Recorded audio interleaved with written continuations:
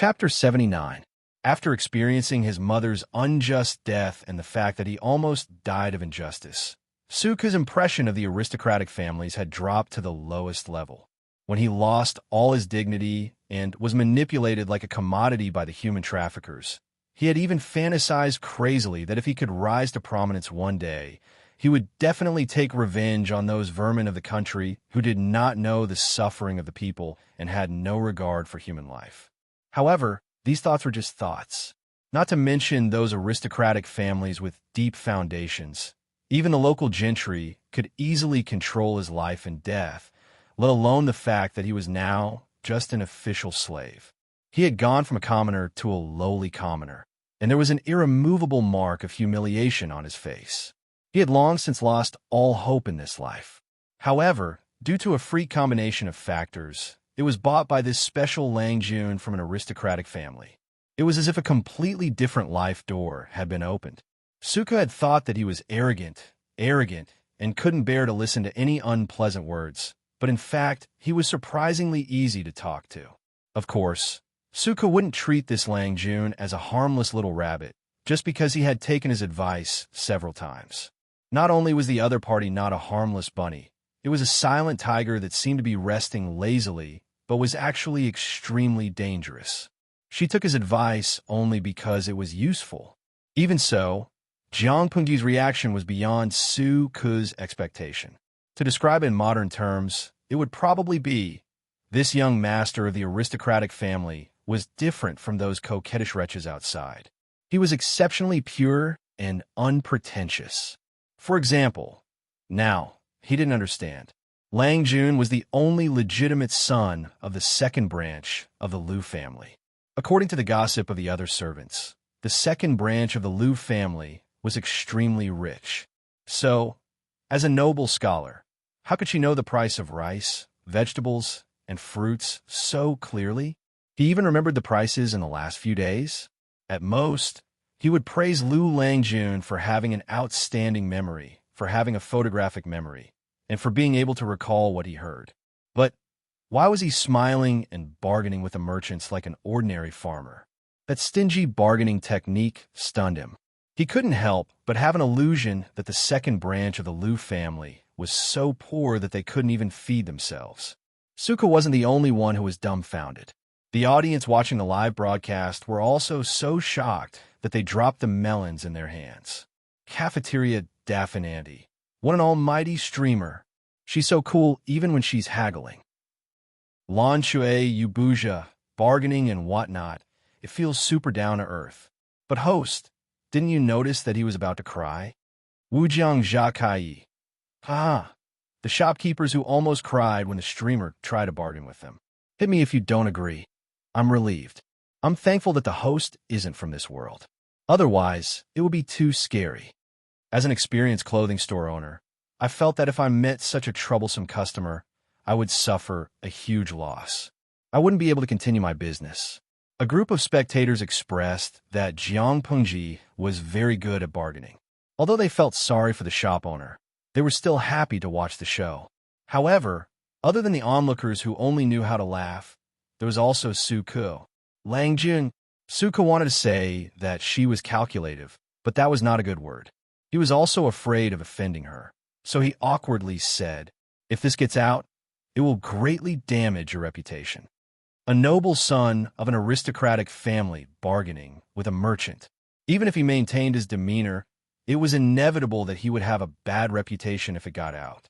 Jiang Pengji sneered and said carelessly, "You speak as if I, your Lang Jun, have a reputation?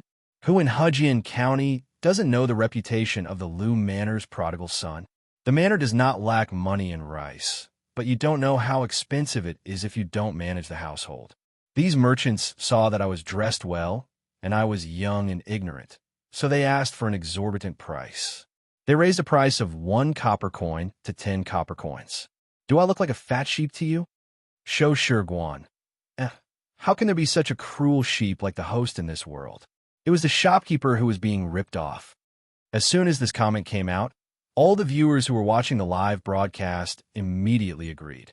That was absolutely right. Suka silently looked up at the sky. After that day's fair, The reputation of his Lang Jun had indeed spread, but it was accompanied by the comments of the prodigal son. There were both praise and criticism. However, none of the masters in the manor cared, and the people involved even took the initiative to push the reputation onto themselves. Moreover, if I don't tell them my name, how will they know who I am? Even if they ask, I will only say that my name is Su Xiaoyu, and I am the servant of the Lu Manor's Lang Jun. As soon as Jiang Pengji said this, Su Ku, who was following behind her, almost stumbled and fell. Could it be that his main task in the Lu Manor was not to accompany her in her studies, but to help her Lang Jun be the scapegoat? After showing Su Ku around, Jiang Pengji asked again, "Have you memorized everything?" Su Ku nodded. Although his memory was not as good as Jiang Pengji's, he still had a photographic memory, so he remembered everything. That's good. In the future, you will be in charge of the farm's expenses and purchases. Make an account book and record everything. You have to be strict with their training. If anyone dares to slack off, you will be severely punished. There will be no room for mercy. If there is punishment, there will be rewards. For those who perform well, you should also be rewarded appropriately. We are still short on manpower, so it shouldn't be difficult to manage. Jiang Pengji bought Su Ku to be the accountant, manage the household affairs, and supervise the training of the servants. One person could take on multiple roles. According to Lu Shi, he would not interfere in this matter, so she had to figure it out on her own. In fact, she did not need others to tell her what to do.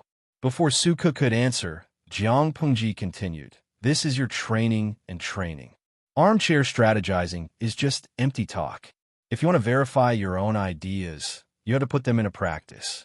You don't have to do everything yourself, but you have to be aware of it. You won't be deceived by your subordinates. Don't think that these purchases are simple. There is more to it than meets the eye." It was the same thing, but the quality was different and the price was different. It was hard to guarantee that no one would use shoddy goods to cheat him. Don't think that it was a small matter. What if you look at the bigger picture and the more detailed picture? There were many ways to go about it. For a long time, Su Ku did not say a word. Instead, he looked at Jiang Pengji with surprise and suspicion. His eyes seemed to be overstepping his authority. Jiang Pengji asked, "What are you looking at?" Su Ku felt as if his worldview had been reshaped. His impression of the gentry's son had also been reset. He said gently, "I never thought that you would be so familiar with these household affairs." A gentry's son had a more detailed understanding of the prices of goods than a former commoner like him. He knew the prices of all the shops, stalls, taverns, and eateries within a few miles. Wasn't he the pampered son of the inner house? You wanted to say that I haggled over every penny. What? You changed your mind in less than a quarter of an hour. Chapter 80. However, no matter how Su Ku thought about it, he did not seem to have said what he was thinking. However, he did not continue to think about it. He only thought that he had inadvertently let the cat out of the bag, so he immediately apologized. "Why do you have to make it so formal?" Jiang Pengji moved sideways and only accepted half of the bow. "Moreover, you did nothing wrong. If what happened just now was spread, people would definitely say that Lang Jun of the Lus is stingy and harsh." You are right. Su Ku was right. She just did not care about her reputation. What did other people's words have to do with her? Su Ku said sullenly, "Even so, Lang Jun is open-minded and open-minded. I don't think he would care about other people's opinions." So, his previous persuasion was just nonsense to Jiang Pengji, and his unspoken criticism was a taboo. Jiang Pengji did not say anything. Her head hurt, so she poked the system. She complained, "System, I feel like the generation gap between him and me is too big. I don't think I blamed him just now, did I? Did he have to act like he was guilty and remorseful?" The system said, "Haha, this is probably the difference between a gentleman and a hooligan." Jiang Pengji was speechless. Damn it. Su Ku realized that his Lang Jun was not only familiar with all kinds of affairs, but she was also passionate about carpentry, which others thought was cheap and distracting. She had bought a lot of wooden tools when she went out. Was she going to do carpentry herself? But this time, no matter how many thoughts he did not voice them. He chose to watch silently, and wanted to know the deeper meaning behind his Longjuan's actions. He had a feeling that Jiang Pengji would not keep him confused for too long this time. Sitting outside the carriage, Su Ke looked down. His eyes fell on a familiar place, and he could not help but be stunned. It had only been a few days, but he felt as if it had been a lifetime. That night, he had tried his best to escape from the prison, but he did not expect to be intercepted by Lu Shi and his men. Later, he became Lu Shi's page boy. While they were still on the road, they could see smoke rising from the farmhouse from afar. They could vaguely see the silhouettes of people plowing the fields, a few children chasing and playing, and even a white-haired old farmer sitting at the entrance of the village, smoking from time to time, looking peaceful and leisurely. Jiang Pengji lifted the curtain of the carriage and looked into the distance. The audience in the streaming room could also see the high-definition live stream. Papa, don't hit me. It feels like my hometown. I remember when I was young, the village was not developed yet. When it was mealtime, smoke would rise from the chimneys of every house. When I saw this, I knew it was time to go back and eat. Tonghua Shun Issei? Yes. It's the same in my hometown. When he was young, he didn't have a kindergarten. He basically let them run around the mountains when he was crazy. But now, there were only a few elderly people in the village. The younger ones had all gone out to work, Rinsha Wonka Shoming. I grew up in the city. I've eaten pork, but I've never seen a live pig run. As soon as the topic was brought up, it seemed that the whole live stream instantly entered into a nostalgic theme. They all talked about their childhood villages. Cutest husky, my village has been greatly improved. There are many small factories built. It's developed, but I can't see the scene in my childhood memory anymore. I can't see the blue sky anymore. The fields are so barren that weeds are growing. Jiang Pengji sat in the carriage with one hand on the table. She was bored and looked at the scenery outside or read the comments to kill time. The coachman drove the carriage skillfully and tried his best to reduce the vibration so that the nobles in the carriage would not feel uncomfortable. Su Ke, who was outside, said in a low voice, "Lang Jun, we've arrived." Jiang Pengji came back to her senses and got out of the carriage. She avoided Su Ke's attempt to help her up and jumped down. For convenience, she had changed out of the fluttering, wide-sleeve cloak and replaced it with a simple and refined brown dress. To be honest, she had had enough of wearing the complicated, anti-human, open-crotch dress. What's the use of tightly wrapped clothes? There was still air underneath. "Let's go," Jiang Pengji said with a smile and led the way forward. The children who were playing saw the strangers coming and ran back, laughing. The audience in the live streaming room felt that the village scene was familiar and warm, but it was a new experience for Jiang Pengji, who was used to cold cities and advanced machinery. It was as if her cold and lonely heart was warmed by the scene. They were dressed very simply.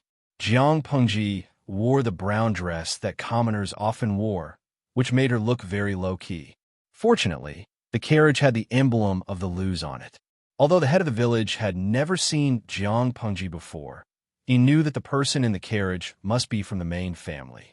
When he learned that the young man in brown was the second Lang Jun of the Lus, he was so scared that he did not dare to speak. "Relax. I'm just here to see the people who were sent to the village a few days ago.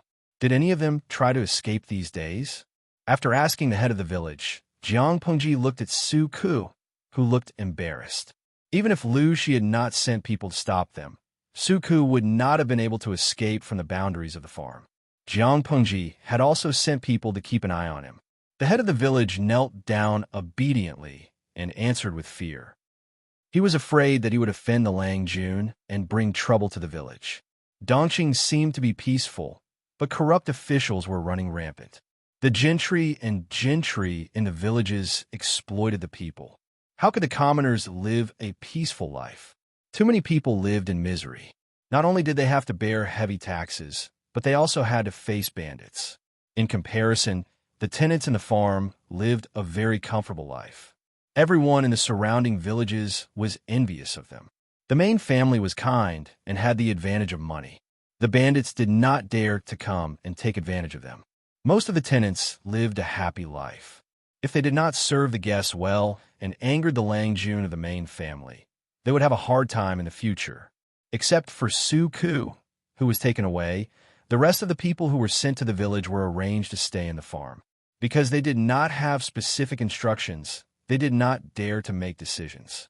They only sent a few farmers to keep an eye on them in case any of them escaped. It's good that they did not escape. Go and get those people here, Jiang Pingji said to the head of the village and then turned to Su-ku. You will have to work hard for the next few days. Stay in the farm for some time and keep an eye on them for training.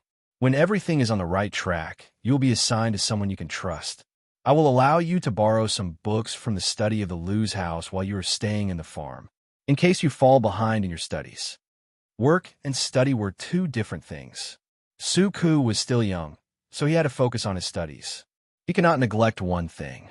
A subordinate who could not improve himself at any time was not a good subordinate. Although she did not show it, Jiang Pengji was treating Su-ku like an assistant in the internal affairs of the army in her previous life. Chapter 81. The internet provides you with wonderful novels to read. Jiang Pengji was very clear about her position, be it in her previous or current life. She used to be the leader of the whole army, the core pillar of the army, the belief of all the soldiers, and the confidence of the whole army. Ahem, in layman's terms, she was the mascot in times of peace and the alpha wolf in times of war. She was in charge of the war, and the internal affairs and diplomatic contacts of the army were handed over to her assistants. She was a slacker in one of the subjects. War was her home field, and she was not good at other things. She could not blindly command others, could she? Now that she had given Su-ku the authority to manage the internal affairs and personnel, she naturally would not command others in this area. If Su-ku could not control the situation, it would not be too late for her to intervene. Jiang Pingji and Su-ku formulated a detailed training process and stages based on the principle of making full use of the resources and progressing step by step. The initial training period was not long, and the tasks were not heavy. They were given enough time to adapt. After they had fully adapted, the intensity of the training and other activities would be gradually increased. When they were not training, they would cultivate the fields, work in the fields, or help the other tenants of the farm. In order to stimulate the motivation of the training, they were divided into groups of 5, and each group would select a corporal. The corporal would receive more than half of the monthly allowance than the others. Of course, the corporal was not fixed. There would be a selection every month, and the best performance would win. There was also a competition between the groups, and the group with the best performance would receive an extra half of the monthly allowance. There were rewards and punishments, and the punishments were more severe than the rewards. There was a monthly examination, and the worst performance would be deducted 10% of the monthly allowance, and the training tasks for the next half month would be 10% more than the others. The group with the worst overall performance would be deducted 10% of the monthly allowance, and the training tasks for the next half month will be 10% more than the others. In addition, if an ordinary person made a mistake or caused trouble, the whole group would be punished. If the corporal deliberately caused trouble, the whole group would be punished. These few rules seemed simple, but in fact, they formed a relationship of supervision and restraint between the corporals, and the corporals. The corporals enjoyed more benefits, but they also had to bear more responsibilities. They shared weal and woe with each other. They seemed independent, but in fact they were one. Jiang Pingji and Su-ku had a detailed discussion about the amount of silver each person would receive each month.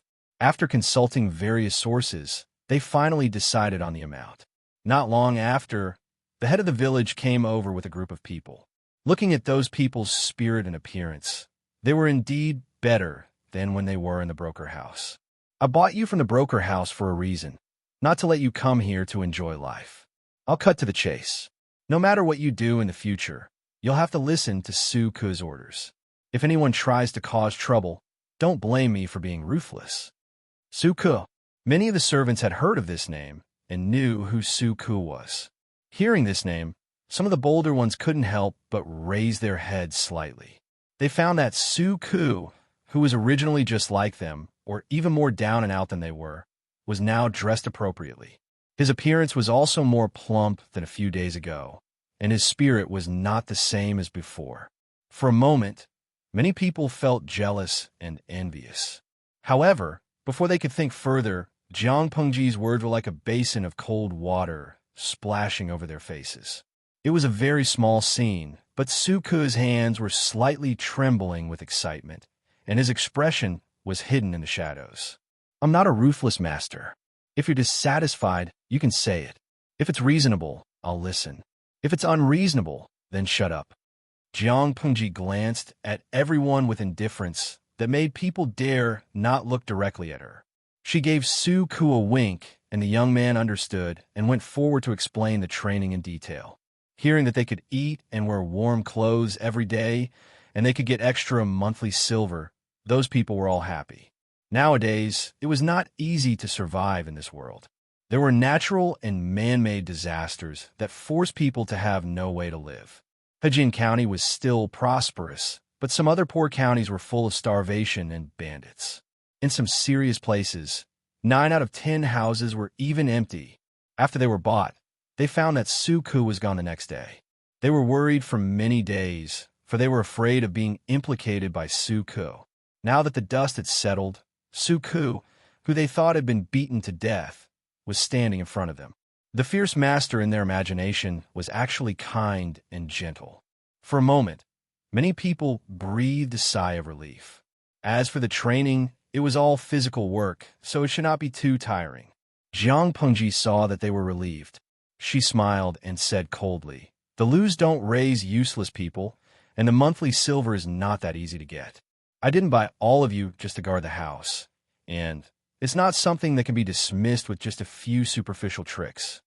The young man's voice was mostly immature, but when they heard Jiang Pengji's words, they felt that the air was stagnant and cold. Their backs were covered in cold sweat, and a chill spread from the soles of their feet to their brains. Unspeakable fear lingered in their hearts.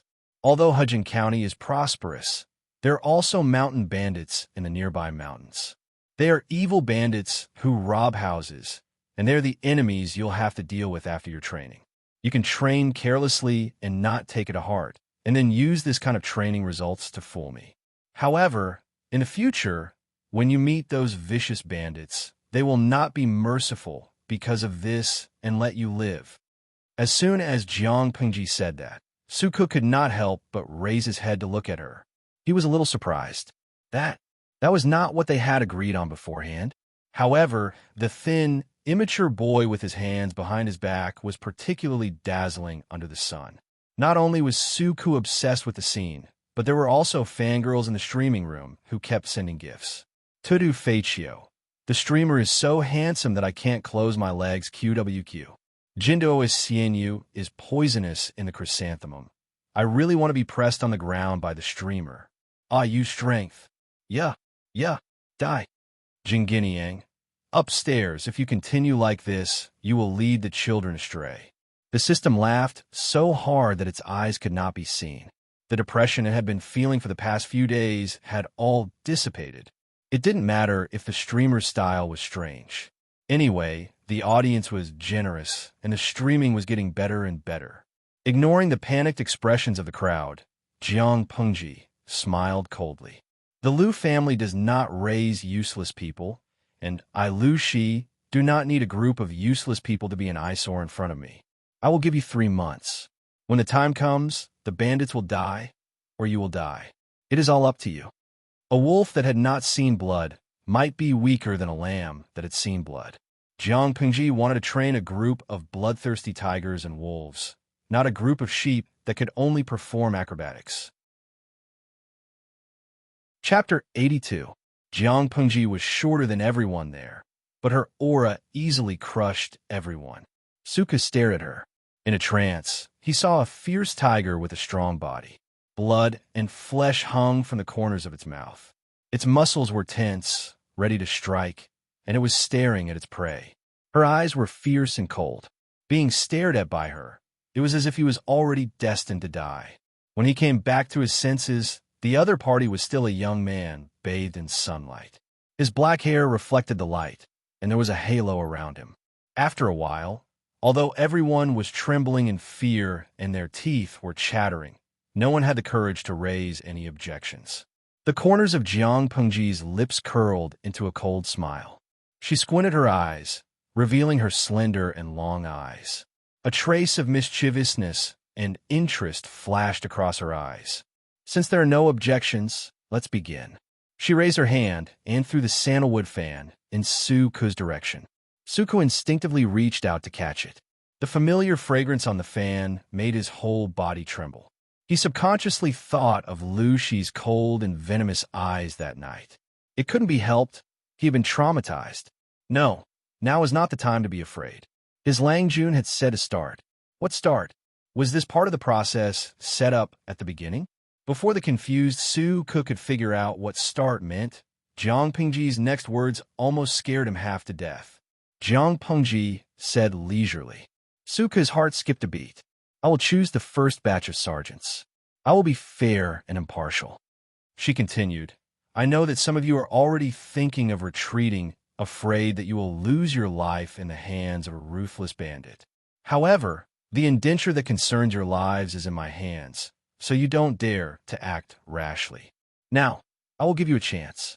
Whoever defeats me, I will release their indenture, return their freedom, and give them a year's worth of silver. After a long time, Suku's deepest impression of Jiang Pengji would be the image of her curling her thin lips and shining eyes under the afternoon sun. Come to me one by one or all at once. You don't have to be restrained. Life and death are up to fate. It's all up to the will of heaven. As soon as she said that, the crowd became restless. They didn't expect Jiang Pengji to be so arrogant. They were all children of poor families. They had been working in the field since they were young, so they were naturally strong. Even though Jiang Pengji was the son of the noble first wife of the Lu family, and she might have trained with a martial arts master to strengthen her body, but she was thin and weak. She looked like a chicken without much meat. No matter how you looked at it, she couldn't be compared to them, could she? If he won against her, he would be able to get back the indenture and even get a year's worth of silver. Was there really such a good thing? Everyone looked at each other in dismay, their steps hesitating. No one dared to take the lead, fearing that this was just a trap to test them. Suku was anxious. He wanted to pull Jiang Pengji back, but he was afraid of offending her. If he did nothing, what would he do if she was injured by those reckless men? To be more serious, what if he was beaten to death by random punches? His heart was restless, as if there was a small tongue of fire licking his heart, causing him to feel even more anxious and tormented. However, in the next moment, he inadvertently saw the smile on the corner of her lips. Her eyes revealed a look of anticipation. Suku suddenly stopped in his tracks. He couldn't help but think of that day at the gathering. Jiang Pengji had also teased the crowd in the same way. There was a look of disdain in the depths of her eyes. That was a signal. She didn't take her opponents seriously at all. Thus, he silently stopped. The atmosphere became more and more stagnant. Everyone felt as if there was a layer of seemingly thin, but in fact, extremely heavy stone pressing down on their hearts. It made them inexplicably nervous.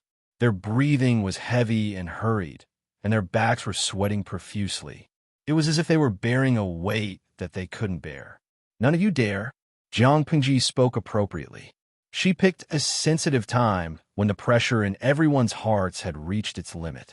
As soon as she finished speaking, an adult man with slightly red eyes dashed out of the crowd. He was the most muscular of all the servants, and he was also the strongest. He waved a fist that was as large as a boulder and directly attacked Jiang Pengji's face, bringing with it a strong gust of wind. Finally, there's someone with guts. Jiang Pengji laughed softly. She didn't care about the fist at all. The head of the manor was already so scared that his chest was beating wildly. He almost couldn't keep up with the rhythm of his breathing. Suku couldn't bear to look at it, so he tilted his head to avoid eye contact. Everyone in the streaming room subconsciously held their breath and clenched their fists slightly. At that moment, some people were complaining about why the streaming screen was so high definition. It made them feel as if the fist would break through the screen and directly hit their faces. Some of the more timid ones were even mentally prepared for the streamer to be splattered with blood on the spot. Many streamers liked to do things that courted death in order to attract popularity. They didn't expect Jiang Pengji to follow in their footsteps. Among the people present, the ones who were least worried were the minority of the streaming audience who had seen Jiang Pengji's valiant fighting ability. While everyone else was trembling with fear, they were the only ones who were excited and opened their eyes wide, afraid that they would miss any exciting moment. Good move. Faced with the menacing fist, Jiang Pengji didn't dodge. Instead, she took a step forward and directly met the opponent head-on. She used her side palm to block the opponent's wrist and offset most of the force. Then she used her palm to shake off the opponent's wrist. She opened her palm wide and grabbed the opponent's arm. She turned around and used the opponent's strength to fight back. Her movements were simple, but she used the force to the extreme. After all, these were the servants who had to be trained. She couldn't just punch them until they were unconscious. Who would train them if they were lying on the mattresses moaning and moaning? Therefore, Jiang Pengji only wanted to teach them a little lesson. She just needed to beat them until they were completely convinced. The seventh corps was bellicose. Not only was their slogan cause trouble, but they also had some bad habits that outsiders thought were very rude. Every year, 99% of the new recruits had to go through the recruit baptism. To put it bluntly, it was to go against the veterans and then be ruthlessly beaten up. Young people were always hot-tempered. They had to be beaten up. Otherwise, it would be difficult to discipline them in the future. Similarly, these servants each had their own thoughts. They might not take training seriously in the future, so they deserve to be beaten up. Instead of worrying about this problem in the future, it was better to beat them up now. For Jiang Pengji, there was nothing in this world that couldn't be solved with a good beating. If there was, she would beat them up again. The servant who was the first to act was like a signal. It made the hesitation in the hearts of the others dissipate instantly. Taking advantage of their momentary courage, they pounced on Jiang Pengji. They had the advantage in numbers. Were they afraid that they couldn't beat a young and weak Lang Jun from an aristocratic family? They didn't ask for anything else. They didn't want to beat her to death. After all, if they killed her, they would be buried with her. They only wanted to win against Jiang Pengji. As long as they won, she had made a promise in front of everyone. They dared not go back on their words for the sake of their pride. Chapter 83. The internet provides you with wonderful novels to read. More than a dozen people couldn't even touch the hem of Jiang Pengji's clothes, let alone cause her any trouble. They had no combat discipline, no sense of cooperation, and no tactics to speak of. They only knew how to rush around like headless flies. Not only could they not exert the strength of 1 + 1 = 2, but they were also holding each other back. Jiang Pengji had no difficulty in dealing with them. Corpses were constantly being thrown to the ground with dull thuds. Suko opened his eyes slightly and saw Jiang Pengji in a plain brown robe strolling among the crowd. Her movements were simple, but she had the demeanor of a master. I've never seen anyone weaker than you. You want to suppress bandits? Why don't you go buy an embroidery brush and stay in the house to learn how to do needlework? With this kind of ability, if I take you to suppress bandits, you won't even be enough to kill one person. Jiang Pengji had perfect control of her strength. She didn't injure or cripple them. However, they wouldn't be able to stand up and fight with her for a while. His venomous tongue was unleashed, stomping on wherever it hurt. The men were red in the face, as if living in the world was a waste of food and committing suicide out of shame would pollute the land. Look at you. You're all so weak. Your legs are like noodles. You can't even stand straight. You'll fall if you stumble. You'll lie on the ground and wail for a long time. Did you not eat enough during the day? Or did you lose your body on a woman at night? Or did you sleep too much in bed? Jiang Pengji sarcastically said. She never paid attention to her limits, so she inadvertently used dirty words. Suku, a young boy, blushed. He looked at Jiang Pengji as if he was looking at a monster. How could such vulgar words come out of the mouth of a noble Lang Jun who was raised in a noble family? Jiang Pengji acted as if nothing had happened to Suku. She didn't think what she said was wrong. Was this standard vulgar, dirty, and violent? Then what about the fact that she had drunk alcohol and won the championship of the Dirty Stories competition? She tried to use elegant words to express herself. The system which had been happy a moment ago, was now paralyzed on the sofa and couldn't take care of itself. With such a host, it was already a salted fish. The bystanders were dumbstruck, but there was a group of people who were so excited that they couldn't stop. Notifications flooded the screen, flipping page after page. Domineering president. Rewarded 1314 kidney apples. Viewer, come and hit me if you're not convinced. Rewarded 11 sets of 520 blue and white side items. Viewer, stupid network card crippled. Rewarded 99 blue enchantresses. The most eye-catching thing was a huge firework that exploded on the virtual screen. The cool special effects almost occupied the entire screen. Viewer, so poor that only have money left, tipped a luxurious private yacht. Viewer, so poor that only have money left, tipped a luxurious private yacht. Viewer, so poor that only have money left, tipped a luxurious private yacht. The same announcement was repeated 9 times. The entire live broadcast room was silent for a second before it exploded. Tudo Faccio. Wow, he's really a nouveau riche. He's so poor that he only has money left. 9 luxury private yachts. Cafeteria, Daff and Annie. Nouveau riche, please hang me, wherever you point me. Penguin Girl. Although there are very few people in our live broadcast room, there are many people who are stupid and rich underscore, smiley face 3 angle, underscore a luxurious private yacht was equivalent to 1,000 popularity points, which required 1,000 streaming coins. If converted to the currency of their dimension, it would be 1,000 renminbi. The nouveau riche rewarded 9 yachts in a row, which meant that he didn't even blink and directly threw in 9,000. For other popular live broadcast rooms, this bit of reward was nothing, but for this new live broadcast room, it was a rare large amount. Jiang Pengji was stunned. Looking at the points of popularity in her account, she secretly raised her eyebrows. She still didn't show her emotions. So poor that only have money left. The streamer is great. Reward her. Look, the nouveau riche was so indifferent. However, Jiang Pengji laughed coldly in her heart and threw it to the back of her head. There was no other reason. When a special firework reward filled the entire screen, the system issued a live broadcast task backstage. A song of colorful clothes dancing. The beauty's voice spread everywhere. Today, there's a viewer poor that only have money left who wishes for the streamer to dance to a song. The dance is moving and the duration is not less than 10 minutes. Task reward. 9 luxurious private helicopters. A. Accept. B. Consider rejecting. The prices of the luxurious private helicopters and the luxurious private yachts were the same. They were virtual reward currency in a live broadcast room.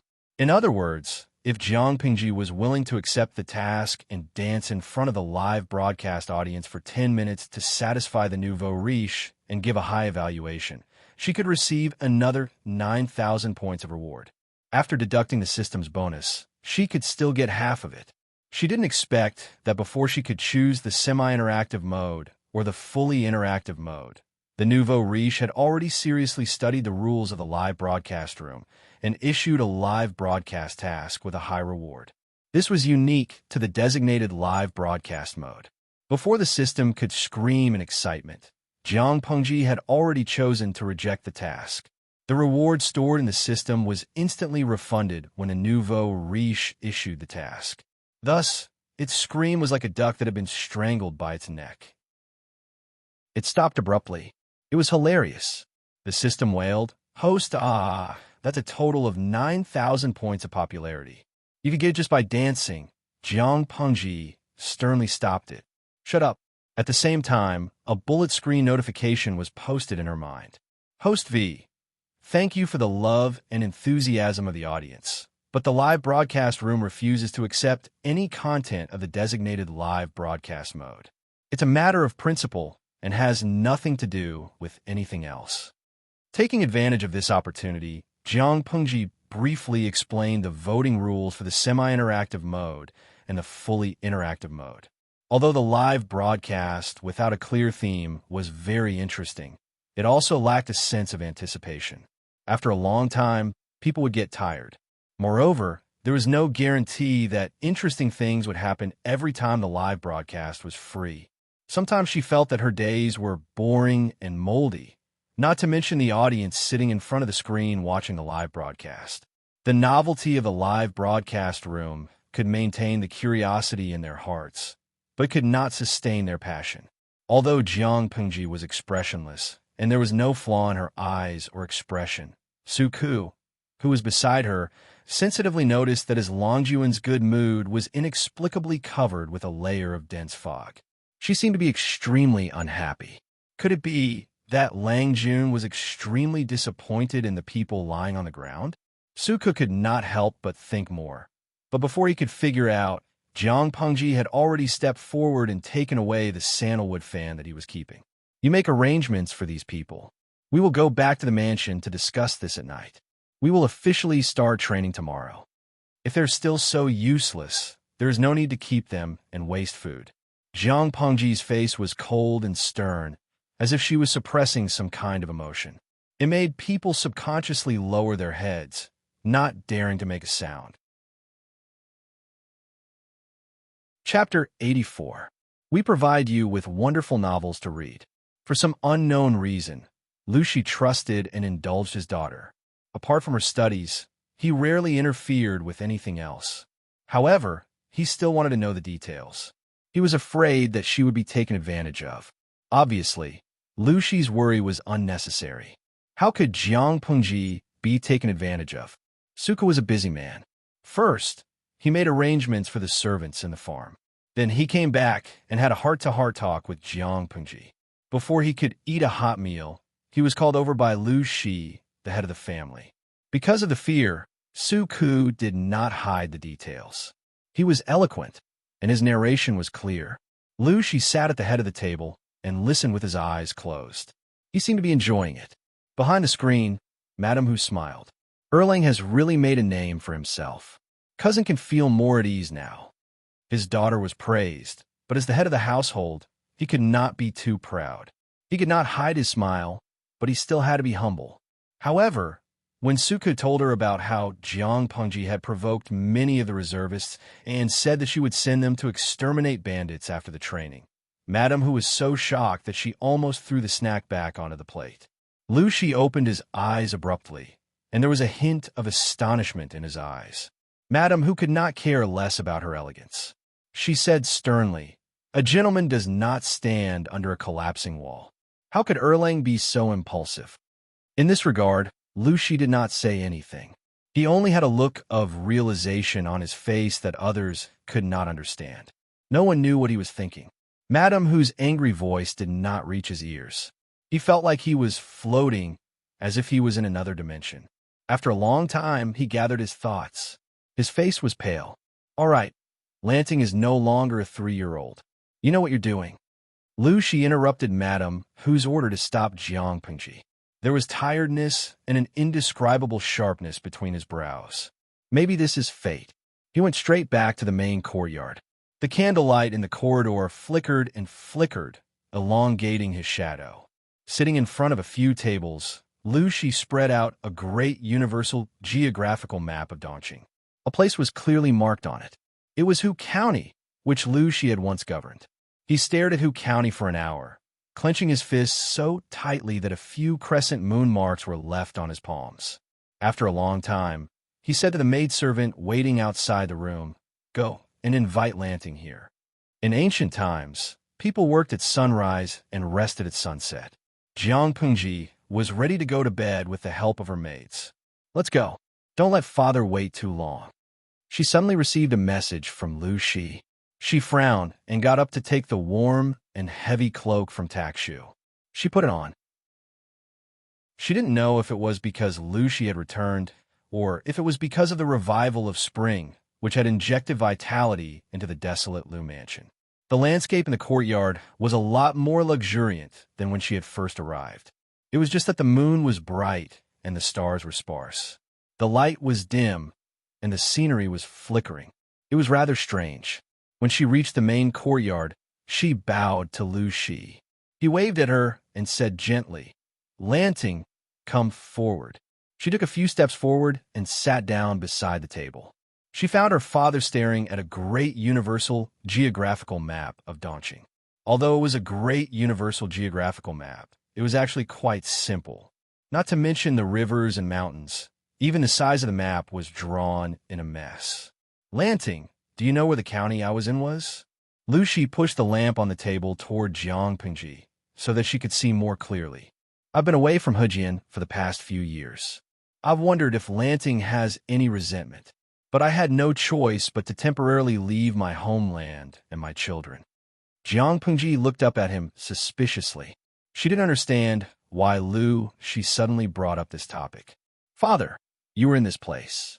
It's called Hu County, but it's as big as a prefecture. Jiang Pingji answered the first question and avoided the second one. After all, she was not Lu Lanting. She was in no position to answer, and she couldn't give an answer. Lu Shi caressed the Hu County on the great universal geographical map with his fair fingertips. Yes, Hu County. Before I took office, it was a famous barren land in Dongqing. The government sent many high-ranking officials there, but they all died halfway or in office. It was a place of no return. It was not a bad thing to say that Hu County was barren. Since the end of the Xia dynasty, it had been a hard bone to chew. The land was vast, but it was overgrown with weeds. There had been a continuous drought for 10 years without a single drop of rain, which made it difficult for every household to survive. To survive, every able-bodied man in every household became roving bandits. They looted everywhere and sold their children. Those who had the means to escape from Hu County early. Even if they were worse off than pigs or dogs, it was better than being tortured in the hell that was Hu County. Not only that, but the disaster relief silver and food distributed by the court were exploited and bullied by the gentry. When they reached the hands of the people, they were left with rice mixed with 99% soil. It was the same every year. The gentry ran amok, the officials protected each other, and the roving bandits ran rampant. After the fall of the Xia dynasty, Dongqing took over the hardbone. Before Lu Shi, there was no lack of righteous officials who wanted to govern, but there was no exception. They all died. As a result, Lu Shi became the longest-serving county chief in Hu County. He was even worshipped by the local people as a god. What happened to you, father? Why were you sent to such a dangerous place? Jiang Pengji frowned. Hu County was notorious. Any young man who knew his place would not go to such a place to be an official. Wasn't that courting death? The Lu family was not considered the top family in Dongqing, but not everyone could look down on them. They should have connections in the bureaucracy. Lu Shi's answer was beyond Jiang Pengji's expectation. I was willing to go to the edge of death to survive. Willing? He was willing to die? Or could it be that Lu Shi was certain that he would survive in Hu County? No, he was willing to go to the edge of death to survive. Was there really someone who wanted to kill Lu Shi? To others, Hu County is a place where death is certain. But to me, it is a blessed land that contains a sliver of hope. Lu Shi sighed with emotion. In his mind, he was dressed in sackcloth. He was grief-stricken as he hurried on his way with Amin's memorial tablet. At that time, he had lost his son twice. Then, his beloved wife was seriously ill. He was getting weaker day by day. There were all kinds of murderous intents staring at the small Lu residence. He was the only child left in his arms. He was at a loss. When he was at his most depressed, he even wanted to die. But Amin was right. Lanting was still alive. His enemy was still alive. He could not die yet. He only had a glimmer of hope when he went to Hu County. Chapter 85. Jiang Pengji was suspicious of the inexplicable test. She glanced at Lu Shi's face and then closed her eyes. It seemed like this cheap father of hers was hiding more secrets than she had imagined. But she was not a fool. Lu Shi's actions were not as simple as a test. It was more like he was trying to prove something. I've studied Hu Commandery in detail as well. If you want to stay alive, it's not difficult. It was her father's place, after all. Although the original Lu Lanting did not have much of an impression of her father, she was full of admiration for him. She desperately wanted to know everything about him, so there were many books and information about Hu County in her study. Hu County is a place where bandits are rampant. The gentry officials collude with each other and exploit the people. That's why they hate the officials sent by the court. Because of the special circumstances, Hu County's officials are hereditary. Sons inherit their father's position. It's almost like a country within a country. Jiang Pengji had always been violent. She would not complicate things if she could. It was very simple to stay alive and go to Hu County. Lu Shi's eyes shone. The confusion and hesitation on his face seemed to have dissipated. How is it not difficult? Bring 300 guards and 10 carts of money and grain. Don't rush to take up your post.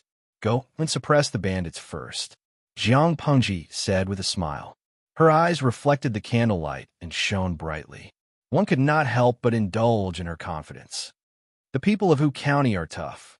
How can they be convinced by a letter from the imperial court? Only a strong army and force can intimidate the people. Only then can they not act rashly. Powerful soldiers have always been forged in blood.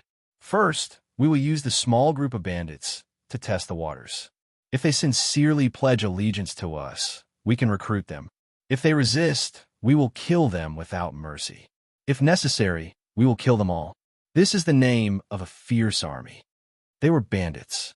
No matter how ruthless they were, no one would be able to find fault with them. This seemingly nonsensical move was actually for the sake of secretly recruiting strong and useful people to expand his own strength. The second branch of the Liu family had a large business and plenty of money and food. It was enough for Lu Shi to play like this for a year or two. The squires and officials who tried to sharpen their knives, collude with the roving bandits, and assassinate him were all so scared that they did not dare to make sound. They did not even dare to move. However, in order to avoid being suspected by the court, we can order some of the subdued roving bandits to sneak into the forest in disguise and continue to be his roving bandits. They can secretly pay attention to the movements of all parties, and they can also monitor the movements of the squires and officials.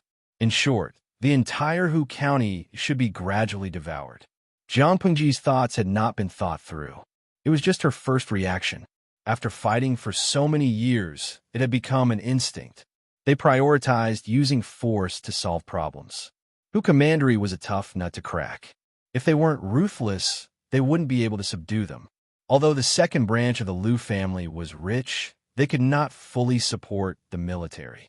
Therefore, it was a good way to save money by feeding on the enemy. Lu Shi's eyes grew brighter as Jiang Pengji spoke slowly. She pretended not to see it and lowered her eyes. Hu Commandery is so poor because of two reasons: man-made disasters and natural disasters. Man-made disasters can be solved, but natural disasters are not. Lu Shi seemed to have let go of something. He smiled and asked, "But Lanting, you seem to have a plan. I have observed that one of the reasons why Hu Commandery is so poor is because of the drought. Most of the fields are dry and crops cannot grow." Jiang Pengji gestured to Hu Commandery on the great universal geographical map. However, Hu Commandery is a land of flowing water. Jiang Pengji had carefully read through the information Lu Lanting had collected.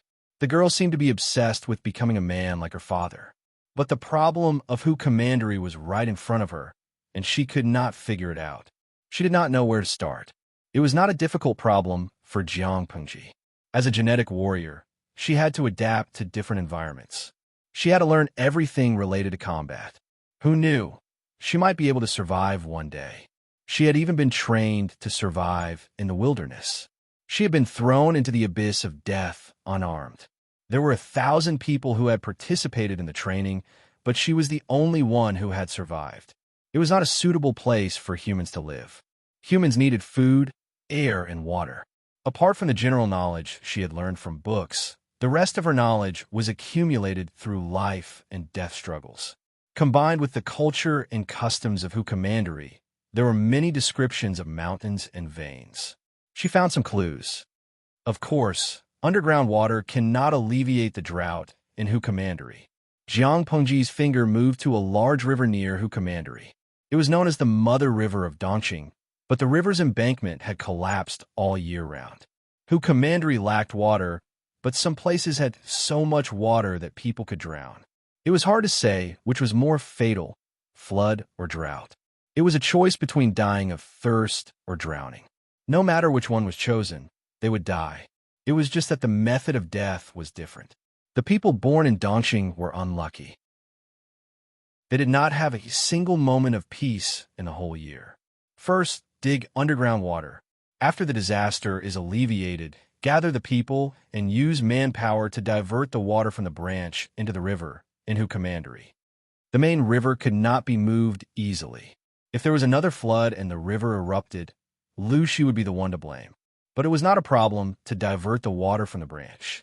It could reduce the work and shorten the time. Moreover, the branch was closer to Commandery. Lu Shi smiled and asked, "This plan is feasible, but how can the people bear the burden of corvée labor?" Corvée labor was, to put it bluntly, unpaid manual labor. It was heavy and often resulted in murder cases. Moreover, it was difficult to motivate the people. Jiang Pengji thought about it and said, "What's so difficult about it? Promise the people some compensation and that they will be responsible for 3 meals of coarse grain. Also, promise that when the project is completed and the land is reclaimed, the government will provide farming tools and cattle. Every household will be able to reduce or exempt their taxes. With compensation, how could the people's enthusiasm be the same as free labor?" Monetary compensation was the motivation and direction to move forward. Commandery was a strange place. Dongqing had little control over it, and all the laws were just lip service. If Lu Shi could settle down in Commandery, it would be easy for him to reduce or even exempt taxes for a few years. It was a good deal to use the court's order to do him a favor. The people's reputation would belong to him. Lu Shi asked, "Such a huge project will require an uncountable amount of money. Where will the money come from? What's more, corvée labor has its own rules. If we really implement it, not only will we have to face the pressure of not having enough money, but we may also be impeached." Chapter 86. Jiang Pengji smiled faintly. She was cunning and said, "The officials love the people like they are their own children. Why can't they pay for it? The law doesn't punish the masses. The imperial court can't save the people. So why can't the people in Hu County save themselves?" To put it bluntly, it was robbing the rich to help the poor. Opportunities are created by people. You'll only suffer if you stick to the rules. Her eyes flashed with interest. Those rural gentry clans that have been entrenched in Hu County for hundreds of years are all filthy rich. How can good people like them be absent when it comes to benefiting the people? Aren't pigs fattened so that they can be slaughtered and eaten during the new year? They could always get something out of slaughtering them. As for how to make those Paisho spit out the money and rice, it's simple. Hu County does suffer from drought every year, but the root cause of the current situation is man-made. The imperial court provides relief money every year and reduces taxes every year. But what's the result? Natural disasters were scary, but the people's hearts were more frightening when they fought among themselves. They could resist natural disasters if they were united, but the man-made disaster was the reason why Hu County went from a chaotic and impoverished Xia dynasty to Dongqing. Let's not talk about this. Just look at the relief money allocated every year from the previous dynasty to Dongqing. It's definitely a huge loophole that can't be filled. Who ate it? Is there still any doubt? If those people don't want to spit out what they ate, we can only resort to extreme measures. Whether it's falsifying accounts or pretending to be bandits, exterminating the family and confiscating the property, there must be a suitable method. The former method could at least save their lives, but the latter would be exterminated. There's nothing in this world that can't be solved with a knife. If there is, I'll do it again. Jiang Pengji squinted her eyes as she spoke. Her lips curled into a bloodthirsty smile, which was indescribably beautiful. It would be best if there was evidence, but if there was no evidence, she could only fabricate it. Extraordinary times called for extraordinary actions. Even a gentleman couldn't rigidly adhere to the rigid rules. If it didn't work, she could publicize it to the people. Lu Shi didn't have to do anything. The seething resentment would drive people to their deaths. To put it bluntly, if he wanted to govern Hu County well, he couldn't rely on being a gentleman. He wanted to be as much of a hooligan as he could be. If they were evil, he needed to be even more evil than them. If they didn't agree with him, they would start fighting and killing. However, to achieve this, the public must have a high reputation, and they must have a military force that the officials and gentry are afraid of. Otherwise, it will be extremely easy to die on the spot. What Jiang Pingji said was built on the foundation of absolute military force. If Lu Shi wanted to heal Hu County, he would inevitably anger the local tyrants and harm their interests. Men die for wealth, and birds die for food. It was extremely normal for him to kill Lu Shi for his own benefit. It's not difficult to stay alive. Establishing a firm foothold and governing Hu County complement each other. Jiang Pengji's mouth was dry after saying so much. She secretly licked her dry lips with her tongue. Her eyes were bright and spirited. What did father do back then? Lu Shi smiled shyly. Just like my son. In other words, he had used the methods that Lu Lanting had used, but he was not as ruthless and decisive as she was. The methods he had used against the local gentry in Hu County seemed ruthless, and they had even given him the title of King of Hell behind his back. However, compared to Lu Lanting, his methods were tame and kind. No matter how ruthless Lu Shi was, he had at least let the gentry survive. Lu Lanting, on the other hand, had surrounded the residence of the gentry. She had killed every living thing in the residence. Not even a bird or a chicken was spared. Almost all the gentry in Hu County, except for those who had defected early on, had been killed by her. Lu Shi looked at Jiang Pengji with a complicated expression. Even though she did not look murderous and her eyes were clear, he was sure that she was not joking. Thinking of this, Lu Shi muttered, "But Lanting, you've forgotten something very important." Jiang Pengji raised her eyebrows. Her plan had been improvised, so it was normal for it to have loopholes. She had always been conceited, so when she heard that Lu Shi's plan would not work, she became interested. "Father, please advise me." Lu Shi did not speak. He wrote 2 words on the table with his index finger. Jiang Pengji's face darkened. He said, "Your plan is feasible, but have you ever thought that you will offend all the gentry clans by doing this? In today's era, insulting the emperor in public was worse than insulting the aristocratic families. The gentry clans were powerful. Jiang Pengji's plan could solve the problem in Hu County, but what should he do next?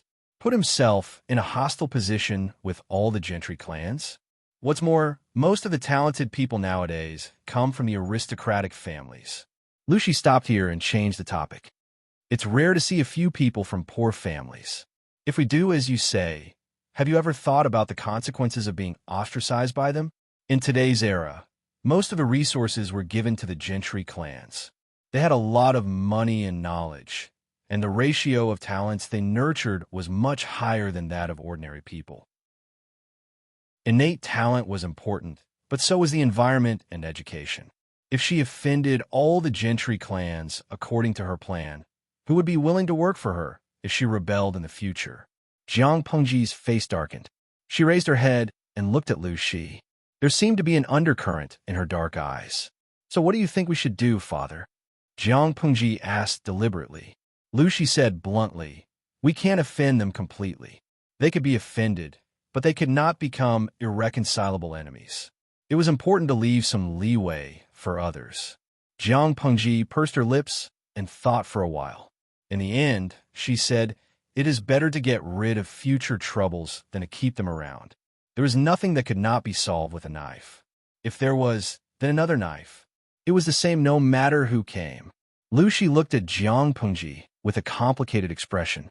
After a long time, he let out a long sigh and said, "Lanting, I don't care what you're thinking or what you're going to do, but you must think twice before you act.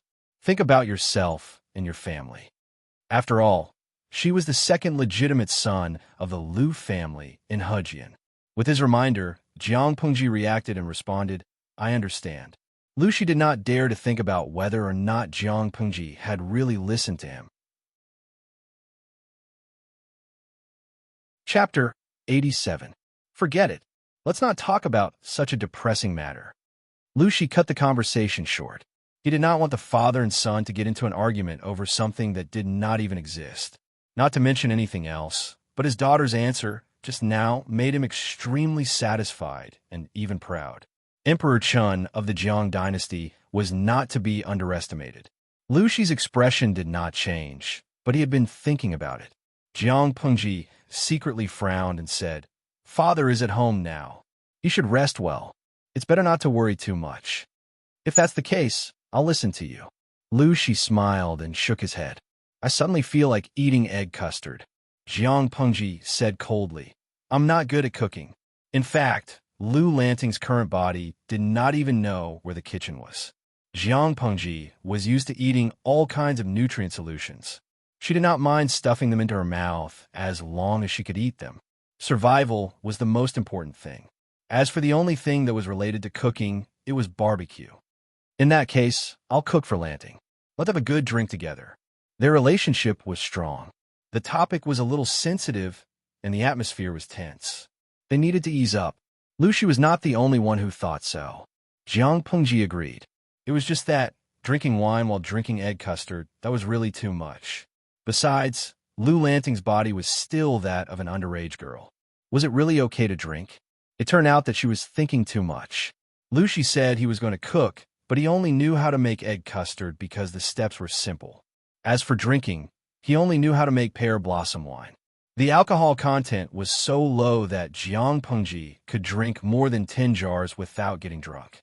After only a few cups, Lu Shi's cheeks were already tinged with a slightly tipsy red. She looked down at the wine cup and then at Lu Shi. How could he get drunk? She didn't know that because Gu Min believed that alcohol could damage the liver, Lu Shi had isolated himself from alcohol and tobacco since he was a child. Before he turned 20, he would only drink wine on his wedding night. Later on, when he socialized with officials, he would drink tea instead. Now that Gu Min was gone, he would occasionally drink a few cups. A person's tolerance for alcohol depended on both talent and training. Lu Shi didn't have the talent, nor did he train. His body wasn't in good shape, and he was exhausted by the affairs of Hu County a few years ago. Even a few cups of low-alcohol pear blossom wine would make him slightly tipsy. As the saying went, it wasn't the wine that intoxicated him, but the wine that intoxicated him. Lu Shi deliberately wanted to get drunk, and no one could stop him. After drinking a few more cups, he was already a little dizzy. His eyes were a little red from being drunk, and his eyes were a little red. He and Jiang Pengji sat on the veranda in the courtyard. Your mother loved the pear trees in the courtyard. She often took care of them. The pear wine of the Lu residence became a must-have for guests. Once upon a time, there was a swing under this tree. Your eldest brother was once in her arms, sitting on the swing and laughing happily. Even though the meaning of the pear tree was not good, Gu Min liked it. Lu Shi took advantage of the fact that he was slightly tipsy and supported his forehead with his hand. Hot tears rolled down his cheeks. He passed away when he was only 2 years old. Your mother's body was weak, and I didn't want her to have multiple pregnancies, lest it hurt her body and her mind. After that, I raised her for 4 years before I had you and your second brother, who knew that he would drown in a pond when he was 4 years old. Ever since you were born, your mother did everything herself. She taught you not to talk to strangers, not to go to the water, and even to avoid the rocks. She was so careful, but she still fell into her trap. Lu Shi's eyes were filled with hatred and murderous intent as he spoke of the past. Lanting, this woman in the backyard looks charming, but she's even more venomous than a snake or scorpion. Her ruthlessness is breathtaking. Jiang Pengji sipped her wine as she analyzed all the information she had gathered so far. Both of Lu Lanting's brothers were killed by the woman in the backyard. Lu Shi knew who the woman was, but he couldn't take revenge on her. He was even restrained by her, so he had to be careful. Then, what was the motive for harming people? Could it be that she liked Lu Shi and killed his child out of jealousy? Jiang Pengji secretly glanced at Lu Shi.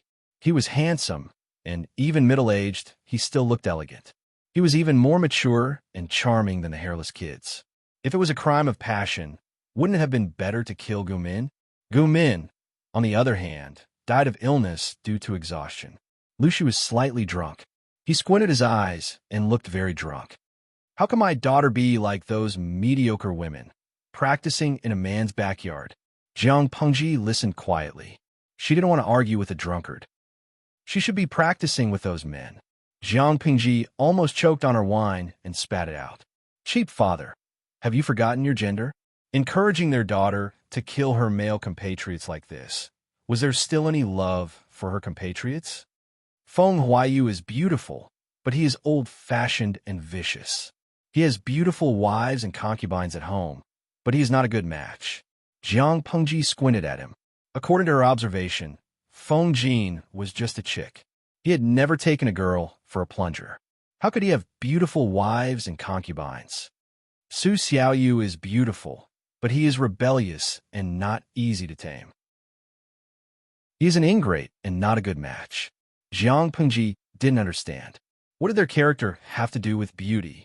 Shouldn't he reflect on himself when he's so obsessed with looks? She waited for Lu Shi to continue his drunken rampage, but he paused and turned his head to stare at Jiang Pengji. His eyes seemed to be shining. His movement was very sudden. If she was a timid person, she might have burst into tears and been scared out of her wits. Lu Shi was tipsy. Lanting, what do you think of Cheng Yumo from Langia? Although he is a few years older than you, he is gentle and cautious. Who is Cheng Yumo? She was a little suspicious, but according to the characteristics of Feng Jin and Su Ku, Cheng Yumo was probably young and handsome. Not interested. Never heard of him. Then, what about Han Wenbin from Langia? She is young and beautiful, and her heart is exquisite. She carries herself with awe-inspiring righteousness. Is this cheap father trying to be a pimp? Thinking about what Lu Shi had said, Jiang Pingji couldn't help but sympathize with the youths who were targeted by him. Lu Shi sighed and said regretfully, "Why doesn't Lanting like it?" Probably because they are not beautiful enough. Although she hadn't seen them before, they were all men. Their looks were definitely not good enough for her. She was obsessed with looks. It seemed that Lu Shi was also obsessed with looks, but she was more picky about it. The pupil had surpassed the master. Beautiful. Lu Shi tilted his head and thought for a long time. Many names floated in his muddled brain. Ever since he had his daughter, he had been thinking about marrying into the family. His daughter could not get married anyway. Not even a chance. No windows. Chapter 88. If he couldn't marry into her family, it would be better to follow his previous plan of marrying a wife and concubines, but secretly marrying a man to carry on the family line. The future Emperor Chun of the Zhang dynasty should be so willful and domineering. Even if she had 3 husbands and 4 attendants, others had to shut up. It was like a mother beating her son. There was no reason at all. No matter what, she couldn't let those jackals, wolves, tigers, and leopards take advantage of her. Therefore, Lu Shi continued to recommend her with all his might, trying to get her to accept his recommendation. Beautiful? I have a candidate. How about Langia's Wei Zixiao? He was born with a romantic charm and looks like a beautiful woman. He is the immortal Gu Shi. Lu Shi raised his eyebrows at Jiang Pengji. His actions seemed frivolous and meaningful, as if all men knew. If it had been someone else who made that gesture and gaze, a perverted expression would have appeared on their faces. However, it was Lu Shi. It had to be said that this was a world where looks mattered the most. When he made that gesture, it had a sense of elegance that made people's hearts sway. Jiang Pengji was embarrassed. She smiled and said, "Why are they all from Langia?" It made all the men in the world, except for those from Langia, look like they were dead. It seemed that her father was really drunk. It is said that Hejian County attracts all the beauties in the world, and Longhuan gathers the literary talents of the human world. Most of the noble ladies in Hejian County are from noble families. They are famous for their beauty and are praised in history books. Langia and Ganning County are full of wise counselors and ministers. They're the places where literary talents gather. Dongqing is the weakest of the 5 countries, but the other 4 countries see it as a thorn in their side. Isn't it because the 3 counties have many talented people? Lu Shi clapped his hands and laughed. Only those outstanding men are worthy of my son's beauty. Didn't Amin say that 2 smart and outstanding people will give birth to even more outstanding offspring? Jiang Pengji smiled and did not say anything. She poured wine and sipped on it. Not long after, Lu Shi, who was sitting on the other side of the table, breathed smoothly, and fell asleep. The pear blossoms in the courtyard fell with the night wind, and some naughtily fell into his hair. Sigh, I'm already drunk. Jiang Pengji finished the remaining jars of pear blossom wine and looked at the sky. She got up and gently carried Lu Shi, whose cheeks were red from sleep. Although he was an adult man, his weight was unimaginably light. It was as if his entire body was so thin that only a few bones remained. Lu Shi placed them on the mattress, then covered them with the blanket and tucked in the corners of the blanket. Under the candlelight, the shadows in Lu Shi's eyes were even more pronounced. They are indeed skinny beyond recognition. But what happened back then that caused the Lu residents to become like this? Jiang Pengji was hesitant. She frowned slightly and recalled the hard touch. It seemed that he was so skinny that only bones were left. As he stood up, his gaze fell on a corner of the room. Is that Gu Min's memorial tablet? She paused for a moment and then left Lu Shi's room. She closed the door and made sure that the night wind couldn't get in. She pulled the heavy cloak around her body and chose the shortest path to her courtyard. It was right across the inner garden of the Lu residence. There were lanterns hanging in the corridor. Although the illumination wasn't high, it wasn't enough to cause a fall. She even met a group of guards who were patrolling the night. There were 5 guards in a group. When they saw Jiang Pengji, they all stopped and saluted. Okay, she responded and then returned to her courtyard without looking back. This Lu residence isn't small, but it's hiding a lot of secrets. The water is deep. The corner of Jiang Pengji's lips curled up. In the darkness, there seemed to be a glimmer of light in her dark eyes. The next day, Lu Shi held his swollen and groggy head and lifted the blankets on his body. He sighed in his heart that his body was becoming more and more useless. A few glasses of pear blossom wine could make him faint. He couldn't remember how he had returned to his bedroom from the corridor the night before. He had just gotten up when the maid outside the room, who had heard the noise, asked gently, "Master, are you awake?" "Yes, I'm awake." Lu Shi lay back down and waited for his swollen head to get used to it before he sat up straight. He tidied up his appearance and made sure there was nothing wrong with him before he called for the maid who had been waiting outside the room. He had been married to Gu Min for a few years. It wasn't a long time, but they had been childhood sweethearts. Many of his habits had been influenced by her words and actions since he was a child. For example, for some of the more intimate and physical tasks, he would usually do it himself if he could. The maid entered the room in a line. Lu Shi took the handkerchief with a cold expression and washed his face with warm water. His muddled mind was completely sober. He didn't drink much.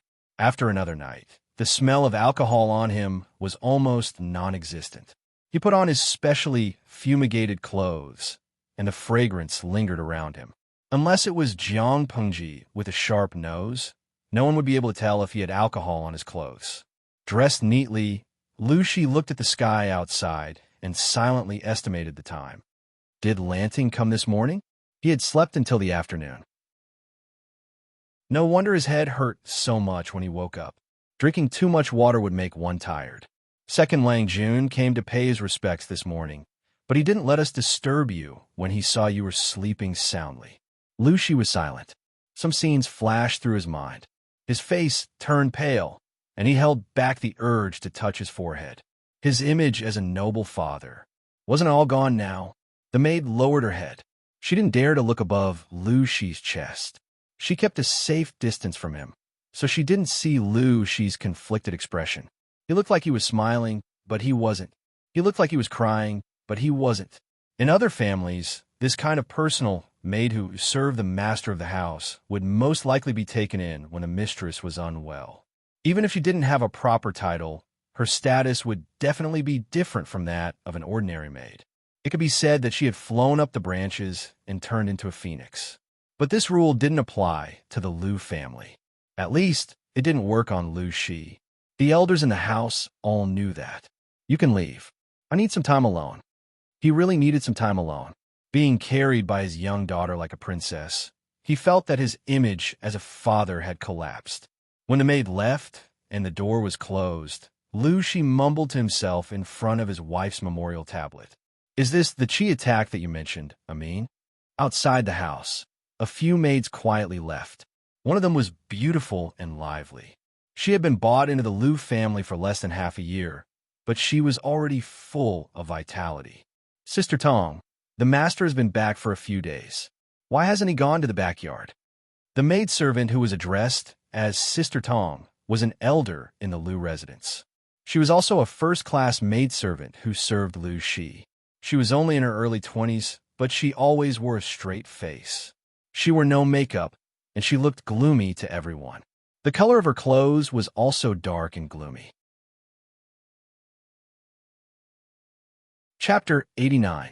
We provide you with wonderful novels to read. Master, you're just a maid. You have no right to comment on the affairs of the inner courtyard. Tong Sanyang's face was taut as she coldly sized up the little girl from head to toe, clearly seeing through the little girl's delusions. The maid's face turned pale, but she didn't dare to talk back to Tong Sanyang. Before Liu Shi came back, she had been in charge of all the affairs of the main courtyard. She wasn't a steward, but she was more like a steward. Even the old steward liked Tong Sanyang, saying that she was efficient and capable. The maid whispered timidly, "I'm just worried. I heard that the place where Master came from is a barren land. Caring for Master? That's Madam's business. What does it have to do with you?"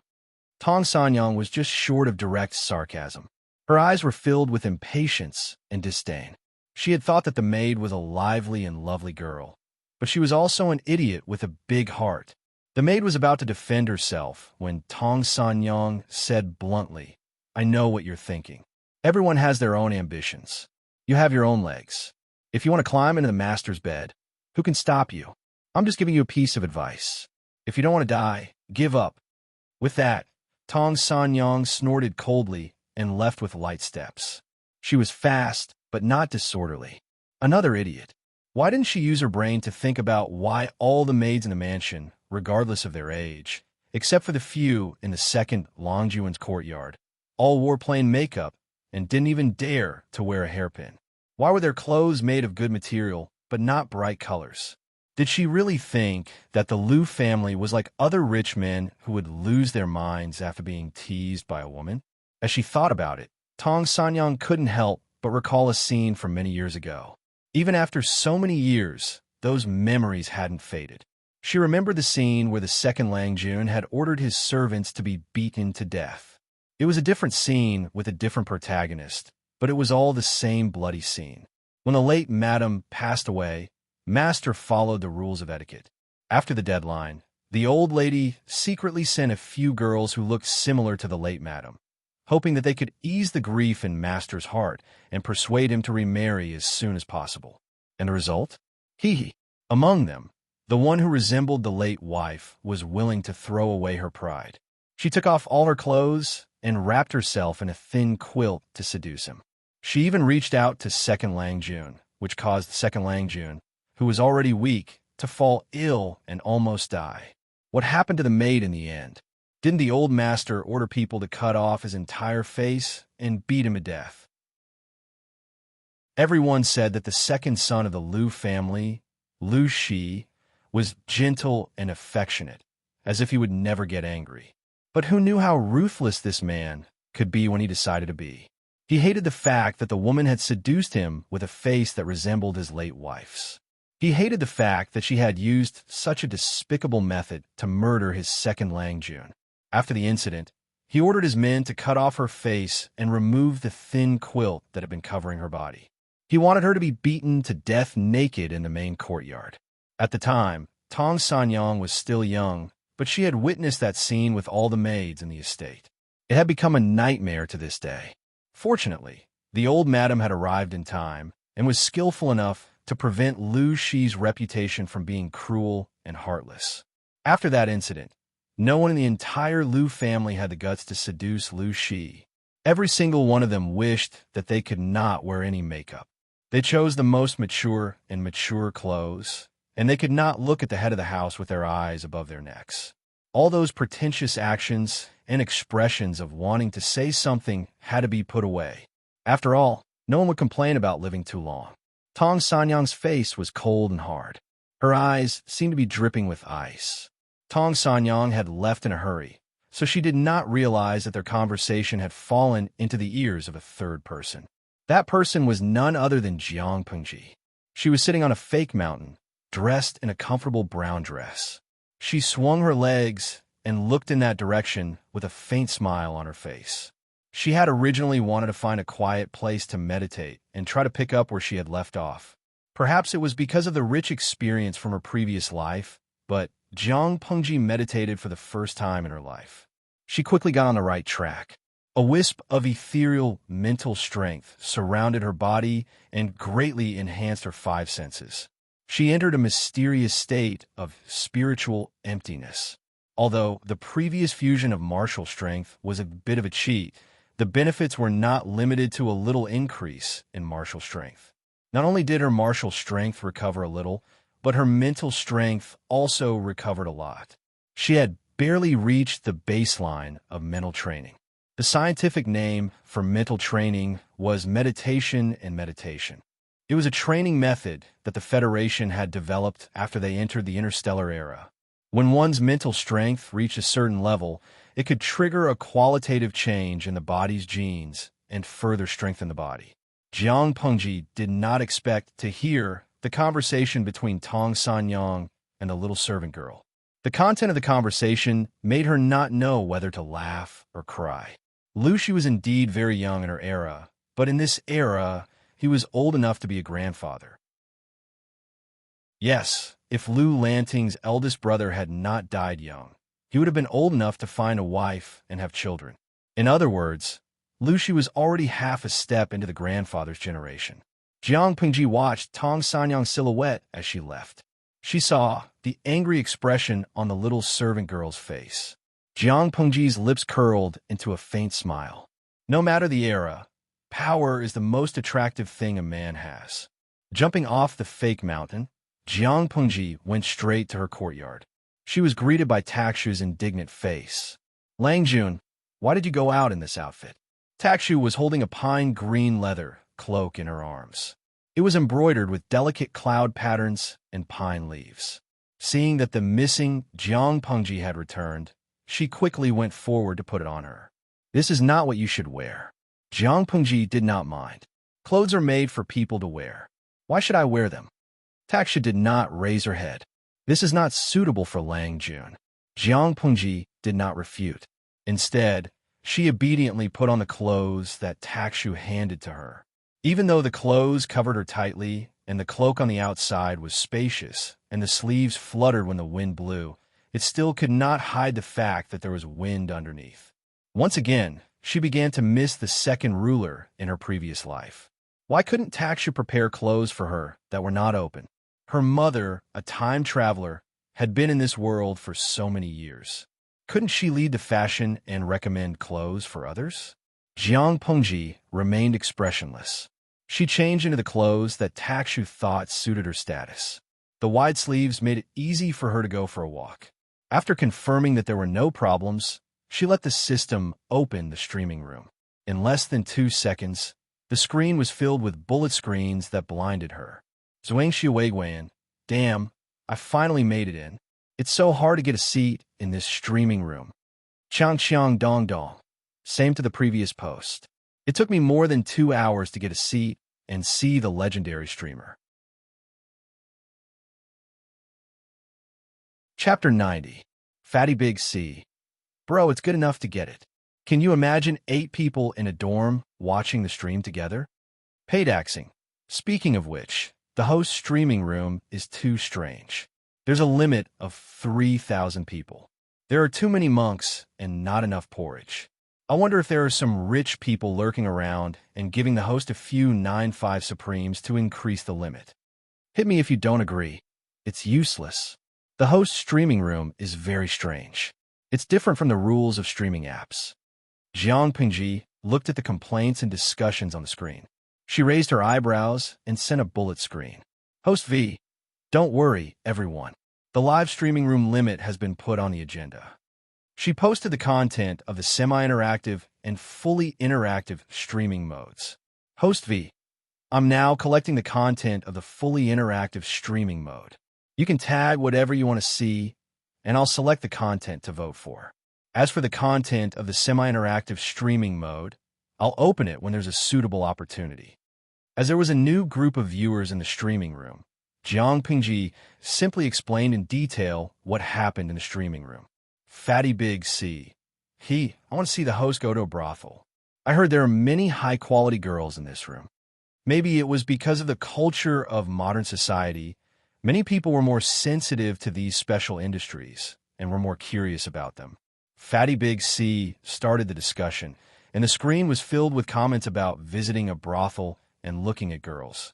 Paid axing. That's not right. I heard the host is a girl. Are you guys crazy to let a girl go to a brothel in ancient times? There are all sorts of people there. If the host gets bullied, will you take responsibility? What a bunch of troublemakers. There were some who wanted to cause trouble, and there were also some righteous young men. Apart from paid axing, there was also a small group of viewers who supported him. After all, women in ancient times were very particular about their reputation. If an unmarried girl went to a brothel, even if nothing happened, her reputation would be ruined. Jiang Pingji quietly watched the fun and didn't get involved. However, she also wanted to go. After all, there were many beautiful girls. But Lucy's father probably wouldn't want to see his daughter go to a brothel. She silently looked at the bullet screen for a while, then turned her head and said to Takshu with her usual expression, "Go get Suku here." Xiaomei's eyes lit up when she heard Suku's name. She looked at Jiang Pengji with yearning. Takshu was initially reluctant. She did not have a good impression of Suku. However, when she saw Xiaomei's reaction, she frowned and immediately accepted the task. The place where Suku lived was not far from Jiang Pengji's courtyard. Takshu was efficient. She quickly brought him over. "Let's go," Jiang Pengji said to Suku. It was the first official training for the servants. She felt that it would be better for her to be there to hold the fort. Suku's small stature was not threatening at all. It was different from the day before. Other than Jiang Pengji's horse carriage, there were 2 bullock carts with heavy loads following behind. Seeing this, Suku could not help but ask suspiciously, "Lang Jun, what are you doing?" Jiang Pengji gave a simple explanation. "Since we're going to train, we can't lack the necessary items. These are prepared for their training. I also asked the sewing room to make a lot of sandbags, but the cloth is rough and normal sand will seep out easily, so I chose dry clay." Suku tilted his head and thought about the pattern Jiang Pengji had drawn. He thought about the large amount of wood she had bought the day before. The wood you bought yesterday was also for the training? Jiang Pengji did not hide it. "Yes, it's just that those items are more delicate. The carpenter said it would take 10 days to half a month to produce the finished products. It's still a problem if they can't be used. If they can't be used, we need to find more suitable wood or substitutes." Suku recalled the strange pattern he had seen. He was a little confused. "I heard that the Lu's Woodworking Workshop is one of the best in Hejin County. The craftsmen there are also skilled and experienced. I wonder what it is that even they have to spend so much effort on." Jiang Pengji tilted her head and looked at him. She said strangely, "Have you ever seen a servant patrolling the courtyard empty-handed?" Since the carpenters were rushing to make them, they were naturally weapons that were more convenient to use. Suku's face changed. "Privately made weapons? Of course not. It's just a crossbow that I improved. It can be used for hunting. Your previous words have reminded me that not everyone has the strength to draw a heavy bow. Even a strong man, if he doesn't eat his fill for a long time, he won't even be able to stand properly, let alone shoot an arrow. Not everyone has the ability to shoot from 100 steps away. If you want to achieve this, you need to train hard for a long time. The efficiency is too low." She did not elaborate, but Suku understood the hidden meaning in her words. Was his Lang Jun hinting that the crossbow she had asked the craftsman to rush to make could easily shoot a crossbow for those who lacked strength and eyesight? If there really is such a weapon, Lang Jun should choose the craftsman well in case the secret is leaked. Suku looked calm, but his heart was in turmoil. Was there really such a magical thing in the world? Jiang Pengji nodded her head. In this era of cold weapons, the emergence of any advanced weapon could achieve the unexpected effect of changing the outcome of a war. Although she did not care about these things, she could not let others take advantage of them. I'm not a naive person. For such an important thing, I will naturally find a reliable person. Most people would be naked in front of her when they were completely unprepared. She knew whether or not they could be used. Naive? What does that mean? Suka nodded at first, but then he was confused. Jiang Pengji explained with a straight face. Silly and naive means unreliable. Many viewers in the streaming room felt sorry for Jiang Pengji as she bullied Suku. Manzugu. #laughter cry. Streamer, it's not nice of you. Don't bully the cute baby. Suku was very similar to a certain young male idol in their era. That young male idol's fans called him cute baby. Lifshi and Feng Mian. #goodbye.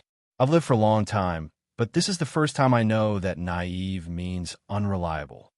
Qingshan Weishu Baitu. Someone help. The streamer's language teacher's coffin is about to collapse.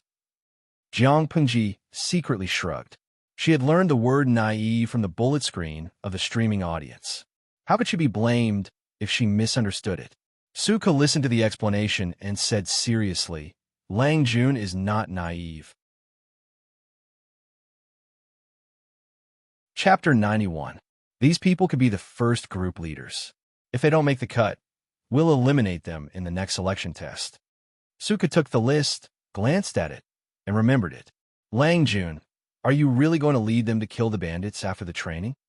Jiang Pengji raised her eyebrows, and her eyes were sharp. Of course. Do you think I'm joking? Suka shook his head.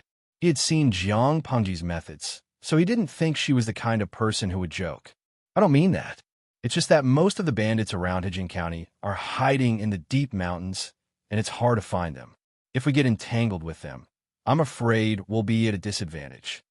Although he didn't say it directly, Suka wasn't optimistic about it. Let's not talk about that. Those bandits are all desperados. They have nothing to worry about, so they're naturally cruel and bloodthirsty. But those servants don't have the heart to die. It was said that the unreasonable were afraid of the reckless. A group of servants who had no experience in killing had little chance of winning against the bloodthirsty bandits. There's always a first time for everything. What's so scary about killing? Jiang Pengji glanced at Su Ke. Although he was young and skinny, he had chopped people to death with a hatchet. Since she said so, it was obvious how determined she was. Suka wouldn't ask for a rebuff and continued to persuade her. The training process and specific programs were written in detail in the booklet. They were all basic physical training, so it wasn't difficult to do. Suka gathered everyone together. First, he picked out a few corporals, and then he divided the rest of the servants into groups. The whole process was quiet. The group of people were as obedient as little chicks, waiting for their mother hen to assign tasks. Surprisingly, no one dared to make a sound and cause trouble. What a joke. Do they dare to make a sound? Yesterday, the fiend who single-handedly defeated more than 10 of them was staring at them from the side. Who would want to live too long? Thinking about the scene from the day before, the places where Jiang Pengji beat them still hurt. Because the training environment was too simple, the training programs are naturally not fancy, so basic physical training programs were very common. Lifshui, Yin Feng Mian. It feels like an ancient military training. Patrick Starr. This is much more difficult than military training. When I was in school, military training was either running or walking in a square formation. It was actually quite easy. As for these people, after a period of training, they would be sent to suppress bandits. If they were not careful, they would lose their lives. Fatty Big C. I just finished military training a month ago. It's much easier than them. Full mouth of dog food. But is this training useful? Why did it feel so unreliable? Tudu Faccio. It can't be like that. How can the host be so unreliable? How could Jiang Pengji not have considered these things that even the live stream viewers knew? Pure physical training could only make these servants stronger and stronger, but it was not enough to fight the bandits to the death with just this. After all, they were the embryonic form of an orderly troop, not a pile of loose sand that fought on their own. They didn't need powerful individual combat abilities, but they needed to learn how to cooperate in small groups. Running 10,000 meters 3 times a day doesn't mean that you can finish it with all your might. This method is the dumbest. You will run out of energy one by one, and when you reach the finish line, you'll be too tired to get up. Let's say you are a speedy troop that received orders to support a battlefield. If you follow this method, even if you arrive in time, you'll be a tired troop with no combat ability. Jiang Pengji watched these people run around several ridges for the time it took to burn a stick of incense. Even though they were panting from exhaustion and their legs felt like they were filled with lead, none of them completed the task. She frowned under the sun, and Su Ku was afraid that she would be angry. Although he knew that Jiang Pengji's words made sense, Su Ku felt that her standards were too high. He tried to persuade her, "Lang Jun, don't be angry. After all, these people are training for the first time. They will not be used to it. If we give them some time, I think, Xiao Yu, this has nothing to do with whether they are used to it or not. I know what you want to say. They are all bought by the broker house, so their physical condition is not as good as those strong men who have been farming for a long time. Because they don't eat much rice, their strength is not as good as others. So it is reasonable that they can't finish the prescribed distance. But I want to say that this is not correct, because they don't know how to run. It would be strange if they could last 10,000 meters if they sped up from the beginning." Jiang Pengji tried to explain in words that everyone could understand. Long-distance running not only tests physical strength and endurance, but also other things. Blindly running will only waste the body's energy. The best situation is to maintain a uniform speed and use it reasonably. Not only that, but they also have to learn how to maintain a reasonable breathing rhythm while running. That kind of rapid breathing will make people more tired. And the range of running, like that person who wanted to swing his arm to the sky, is ridiculously wrong. More importantly, the running posture was too eye-catching. This was the most basic physical training. There would be all kinds of weight-bearing events in the future, and it would be even more tiring. Looking at these guys, there was only one word in Jiang Pengji's mind: chicken. Thinking back, even when she was selected to be trained in a low-level military school when she was still a turnip, the training intensity was more than 10 times higher than these people. She steadily withstood it. These men were all like soft-footed shrimps. They couldn't even compete with her when she was 5 or 6 years old. Chicken, if you don't train well now, you'll have no bones left in the future. Jiang Pengji sneered and concluded. Su Ku, who was beside her, was as silent as a chicken, and he did not try to persuade her. He understood that Jiang Pengji did not use the standard of a normal servant to ask these people, but the standard of a tiger, wolf, and bear soldier. As the saying goes, speed is the most important thing in war. For an army, they could easily travel hundreds of miles in a day.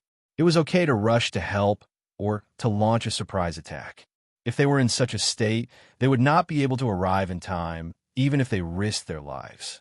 When the time came, the people and horses would be exhausted, and they would be ambushed by the enemy who was waiting for them.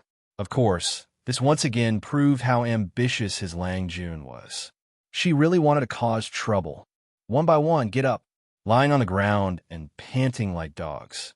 Don't you think it's ugly? Jiang Pengji looked at them disdainfully and chased them up from the ground like she was chasing ducks. Her movements were not gentle at all. Looking at these people getting up in 2s and 3s, although their faces were ugly, they were not at their limit. She was slightly satisfied. When they are done with their training, I will buy some younger ones. The old will guide the new. That way, your task will be lighter. Chapter 92. Novel Network, to provide you with exciting novel reading. Since it was just the beginning, the training was very basic. There was physical training in the morning and a 10,000-meter run 3 times a day. In the afternoon, they practiced the spear made from a wooden stick. They practiced the basic movements of blocking, holding, stabbing, wrapping, circling, pouncing, pointing, and pushing. She knew about the spear and the spear because she had been to the Museum of Ancient Times in her previous life. The history of the evolution of weapons in the military school also briefly described the evolution and development of weapons in the ancient times, modern times, ancient times, modern times, and modern times. Suka held the spear that the carpentry workshop had rushed to make. He weighed it in his hand and suddenly thrust it forward. It looked quite imposing. I couldn't tell. You look as weak as a chicken, but when you play with a spear, you have quite a bit of power. Suka was speechless. Chicken. Chicken? Ha ha. So that's how Lang Jun sees him? Tao Wu put away the spear.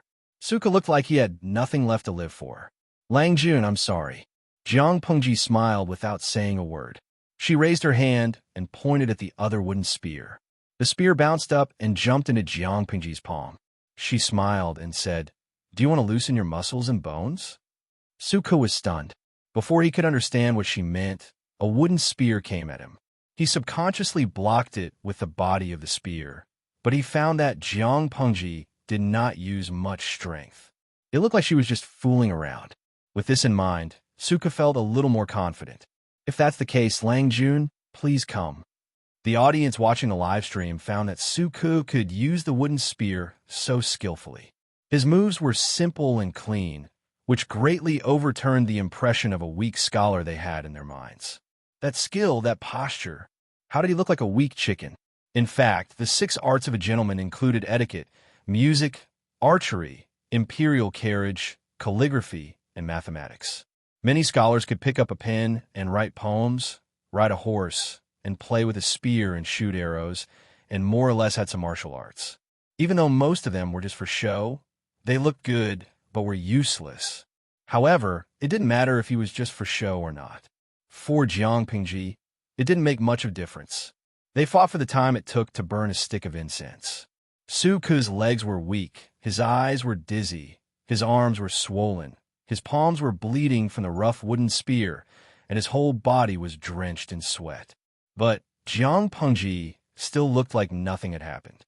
Even her breathing was not irregular, and her forehead was dry. Young people still need to train. His arms are as soft as noodles. This won't do. She smiled and stabbed the wooden spear into the ground. Like a knife cutting through tofu, half of the spear entered the ground. I'm not talented, but Lang Jun is brave. Suka cupped his hands and smiled bitterly. He was better at using his brain, and this kind of activity almost made him sprain his waist. As for Jiang Pengji's teasing, he just ignored it and didn't take it to heart. You're still young, so you need to train more. I'm weak and have a lot of problems. I can't stay idle. If you follow me, you really have to train hard. Otherwise, I'm afraid you'll get tired. Jiang Pengji smiled and encouraged him. Literature can bring peace to the world, and martial arts can bring peace to the world. Just thinking about it makes my blood boil. Xiao Yu, if you're willing, you can train with these people. She could see that Suka did have some skills. Wouldn't it be a pity to waste them? I was young and ignorant. I was a ranger for a period of time. Later, I met my teacher and was enlightened. That's why I became obsessed with the sage's books. Every man had the dream of being a great hero. He would help the weak and rob from the rich to help the poor. Suka was no exception. He had a period of chinibyu, but in the end, he put down his sword and picked up his brush to study quietly. He wanted to be a good son who could make his mother feel at ease. It was a pity that his mother died young before she could enjoy her son's filial piety for a few years. Jiang Pengji tilted her head and complained, "Young and ignorant? You make it sound like you're very mature now." Suku was speechless. On the other side, a friend who was watching a live stream gave Suku an emoji. Cafeteria Daffin Annie. Young Suku, Lang Jun, I'm telling you, you'll lose your baby if you keep this up. Jiang Pengji glanced at it and said to Suku with a smile, "Were you thinking that if I continued to tease you, you'd throw a tantrum?" Suka blushed and said awkwardly, "Lang Jun, please don't joke around." Jiang Pengji said to him seriously, "Actually, you can throw a tantrum. I can tolerate it. A little temper makes you cuter." In her eyes, Suku was a teenager who threw a tantrum. It was fine for him to be stubborn once in a while. Suku was silent. How should he, as a page boy, deal with his Lang Jun, who was 5 years younger than him, rudely throwing a tantrum in front of him? "Hurry, I'm waiting online." Reality proved that a rabbit would bite when it was anxious, and Suka would choke when he was anxious. Lang Jun, You should save your sweet words for the girls in Lang Lang Alley. After saying that, Suka cupped his hands and bowed, then flicked his sleeves and left. He could not vent his anger on Jiang Pengji, but it was not a problem for him to torment the servants. The more he understood, the more he felt that the image of the noble son in his mind was crumbling. Of course, it would not take long for him to realize that it was not the noble son who crumbled, but his weird Lang Jun. TSK. Speaking of looks, the girls in Lang Lang Alley may not be as elegant as Xiaoyu. Jiang Pingji lowered her voice to make sure that Su Ku, who was swinging his sleeves, could hear her. Then, Jiang Pengji saw him stumble and miss his footing. He rolled down the ridge of the field. The audience in the streaming room felt sorry for Su Ku when he couldn't help teasing her. Canteen Daffinanti, streamer, you are so evil. You even bully a cute kid like Su Ku. I can't bear to see it. She's so adorable, so beautiful. How could you be so cruel to her? I really wanted to rush out of the screen and hug him. Badeo Zhangzi. I've never seen such an evil streamer. Look, you scared him. Sakaya too. People in ancient times are very serious. If you do that, he may hate you. Be careful, he might become evil. Xian.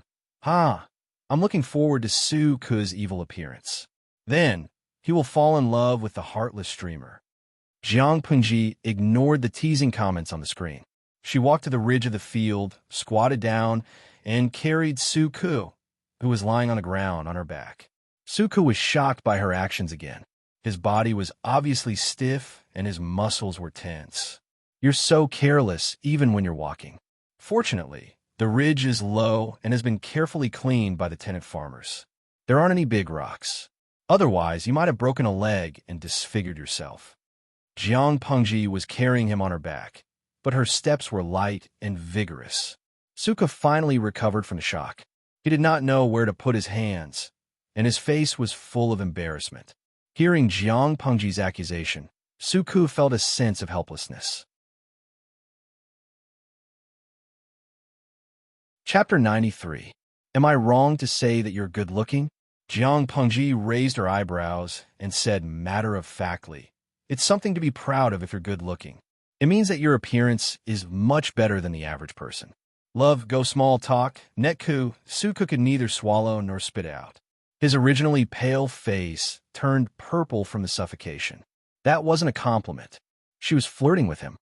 I'll take you to Lang Lang Alley when I'm free. I don't want you to say that I'm flirting with you. She was always wrong. Suka was speechless. Jiang Pengji continued, but with your looks, I don't know if you're playing with them or if they're playing with you. Suka was speechless. Could she stop talking about Lang Lang Alley? She was going to be traumatized. Cafeteria, Daff and Annie. Then it must be those coquettish bitches playing with Su Ku. You'll be at a disadvantage if you go there. Even though the viewers in the streaming room were a bit weird, they had a normal aesthetic sense. They all felt that Su Ku would be at a disadvantage if he went to Lang Lang Alley. Thinking of the innocent young Su Ku falling into a group of coquettish cheese and being tossed and turned by them, he started to cry pitifully. At that moment, howls and howls could be heard from all directions in the live stream room. Xian, has the streamer decided to go to a brothel? You have to let me know when you're going to stream. Jiang Pengji promised, but she never expected that she would go to Lang Lang Alley under such circumstances. Love go small talk. Netku, I just sprained my ankle. I'll be fine after a few days of rest and some medicine. Jiang Pengji was not a doctor, but she was constantly injured, both internally and externally. After a long period of time, she could be considered a doctor. Moreover, there were compulsory courses in the military school for first aid. Jiang Pengji had learned some, so it was not a problem for her to deal with such minor injuries. Lang Jun, medicine? Su Ku calmed down a lot, and his impression of Jiang Pengji was renewed. What lofty, what great talent, what wise lord. They were all the result of his blind judgment. She hated herself for being blind at that time. Why did she feel that this Lang Jun in front of her was a wise ruler? Jiang Pengji lied without blinking. My mother has been bettered in all year round. How can I be at ease? In his spare time, he had read some medical books and learned some superficial techniques and superficial knowledge. He couldn't be considered to be an expert in medicine. Speaking of which, I thought of something important. Suku was a very serious young man. Once serious business was brought up, his attention was involuntarily diverted. What is it? I took a look at their training today. These people really know how to endure hardship. They didn't cut corners during training, nor did they play tricks. It's just that I use too much force. If I don't take a good rest, I'm afraid I won't even be able to get up tomorrow, let alone train. Jiang Pingji could not help but think of her first days in a low-level military school in her previous life. It was tiring but fulfilling. After training, she had a special muscle-soothing nutrient solution, which was good for relieving fatigue and maintaining her training condition. However, the medical technology in this era was so backward that she couldn't count on nutrient solutions. She couldn't even use them herself, so she could only use another method instead. Moreover, it had to be more in line with this era and not too scary. Suka thought back to those people's training. After a day of torment, they were really exhausted. When they had a big pot to eat, they were like hungry wolves. They fought for food faster than anyone else, as if they were afraid that they would not have enough to eat. Training consumed a lot of energy. Langjun, do you have a way to deal with it? Jiang Pengji said, of course I do. I'll go back and draw a picture for you. Just follow it. The method she was talking about was the most basic massage. Almost all the students in the military school knew the basic techniques. Low-level military schools were very common. Most of the students, there were ordinary people. Not everyone had the luxury of using nutrient solutions to relieve the stress of training. If Jiang Pengji had not been born with high numbers and potential, she would not have been lucky enough to be chosen as the focus of training. Of course, if she wanted to maximize the benefits, it was best to condense her mental strength on her fingertips to stimulate the activity of the muscles. However, mental strength was a mysterious thing. If she said it out loud, people might mistake it as nonsense. Jiang Pengji spent some time to draw a few simple pictures. She added some words to make sure that Suku could understand. Suku took the pictures and looked at them. His expression softened a little. He said, Langjun, thank you. It seemed that Langjun was quite reliable. While Jiang Pengji was drawing, there were also some viewers who were more careful. They used their phones or computers to record and take pictures. They wanted to try it out after taking a shower at night to see how it worked. Because of Jiang Pengji's arrangement, Su could live in the farm during the early stages of training. He did not have to go back to the loos at night. If he needed to borrow any books, he could go back. All in all, except for the occasional unreliability of Langjun, the loos were treated very well. Suka tried to use his strength and found that his sprained foot did not hurt anymore. He stood up and sent her back. Before leaving, Jiang Pengji suddenly stopped and looked at Suko. Her gaze made Suko break out in cold sweat. Langjun, remember one thing. You are now my servant, Jiang Pengji said with an inexplicable meaning. Jiang Pengji said with an inexplicable meaning. I'll let it go for today. From tomorrow onwards, remember this well. Suka's eyes were filled with suspicion. Then he suddenly understood and his face turned pale. Don't be so afraid. If you have anything to say, just tell him directly. He won't not understand. Jiang Pengji curled her lips, slapped the sandalwood fan in her hand, and closed it with a swoosh. That night, Suka smiled bitterly at the brush and ink on the long table. After thinking for a while, he picked up the brush and put it on the bamboo paper. As the servant of the second Langjun of the loos, he received a fixed amount of brush, ink, and bamboo paper, in addition to the money he received every month. When the gods fight, the mortals suffer. It's not a good thing to be between the father and the son. But Langjun is right. Instead of suffering from both sides, it was better to stand firmly on one side. After Suka finished writing, he put the bamboo paper on the candle to warm it. When the ink was dry, he rolled it into a roll and walked to the porch. He waved at the sky. Not long after, a snow-white pigeon fluttered its wings and landed on his arm. It had a small bamboo tube tied to its claw. It was a messenger pigeon from Zhongzhou in the hinterland of the Central Plains to Dongqing. After a few years of development, in Dongqing, as long as the family was wealthy, they would raise and train a few pigeons to send messages. Cuckoo! Lu Shi heard the pigeons cry. He got up and picked up the pigeon. He took out the bamboo paper and read it quickly. After a long time, he could not help but laugh. Chapter 94. Jiang Pengji returned to the Lus.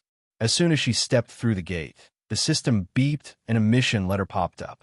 System: Dear host, Jiang Pengji, the results of the preliminary selection for your first fully interactive livestream have been released. The topic with the most votes is I'm visiting a brothel in ancient times. Please complete the livestream within 3 days. It was an automatic notification from a system. Jiang Pengji glanced at it and then threw it into the system's trash can. I'm indeed visiting a brothel. Sure enough, this kind of thing always attracts people's curiosity. Jiang Pengji held her forehead. She had lost all hope for the viewers who did not go offline. She did not want to live stream anymore. If she blushed and drew a level advancement card, wouldn't that mean that her experience would become 10,000? The system said quietly, Actually, I want to go too. Jiang Pengji was speechless. A system that only had data and no substance. Why would one go to a brothel? It was incompetent. It was still early for her to return to the Lu residence. She first went to her courtyard to freshen up. Although she did not sweat much, she was still somewhat dirty after shuttling back and forth in the fields for a long time. Moreover, she still had to endure Taksha's nagging. Lang Jun, you are so precious. You could just leave everything to Su Ko. You have to do it yourself. That's great. I've never seen Lang Jun look so dirty. 2 of his handkerchiefs are dirty. Jiang Pengji knew very well that she could not argue with the woman at this time, because no matter how reasonable she was, it would be unreasonable. Silence was the best comfort. As expected, Takshu felt that Jiang Pengji's attitude was good. She finally stopped nagging and closed her mouth. At that moment, Jiang Pengji did not expect Su Ku to have the guts to play a trick on her.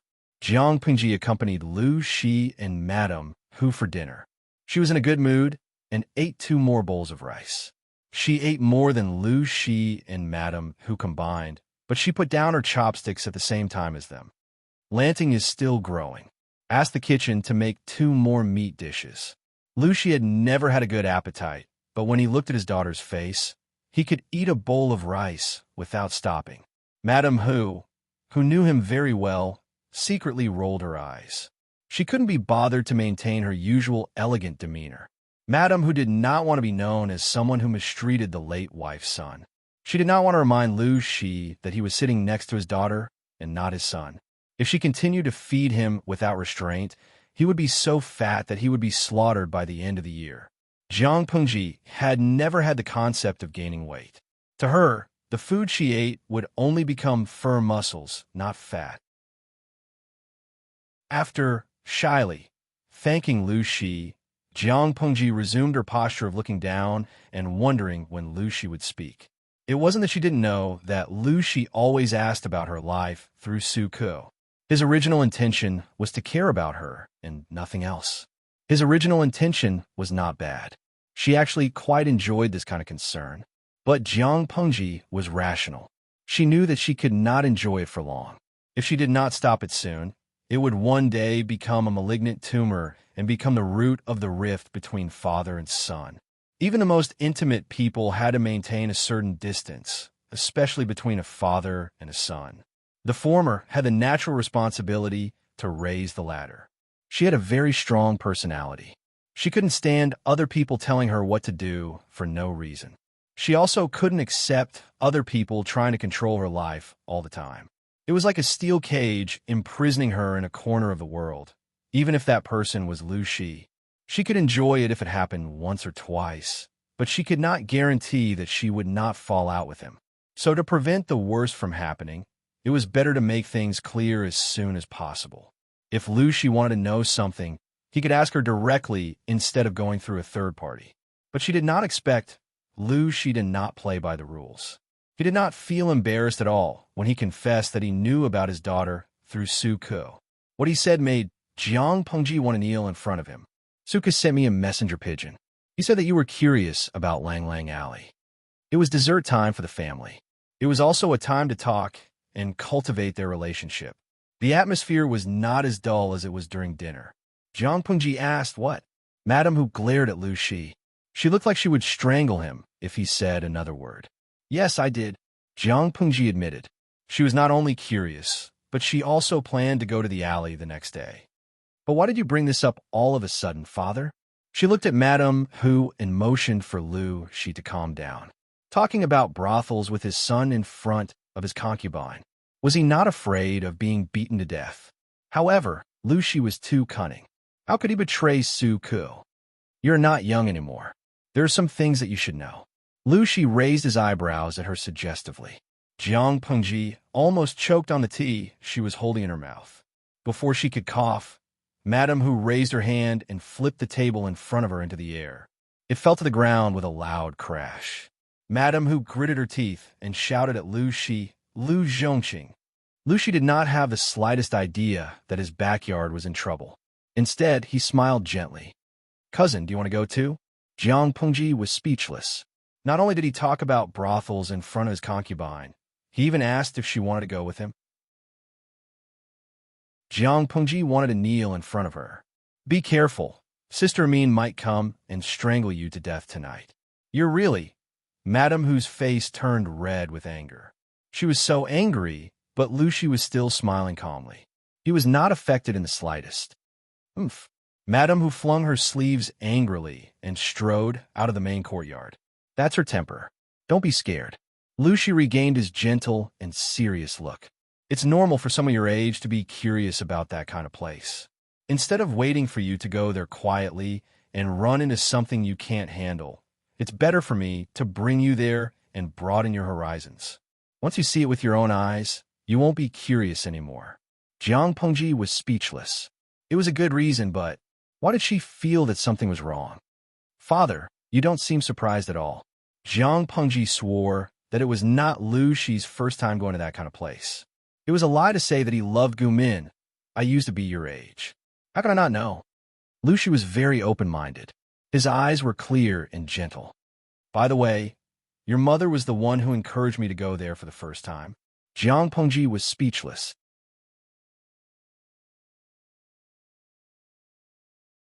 Chapter 95. We provide you with wonderful novels to read.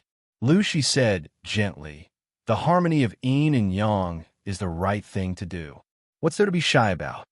When a teenager or girl reaches a certain age, their curiosity toward the opposite sex will reach a high level. It's as if there's a soft claw scratching at their hearts. Stopping them with righteous words or reprimanding them for a long time will only stimulate their rebellious mentality. Jiang Pengji was speechless.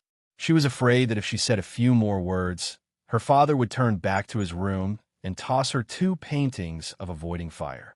Thinking about that beautiful scene was too painful for her eyes. She didn't dare to look at it. Speaking of which, father, have you forgotten that you are raising a daughter, not a son? Lu Shi made the decision and said, there's no time like the present. Let's do it today.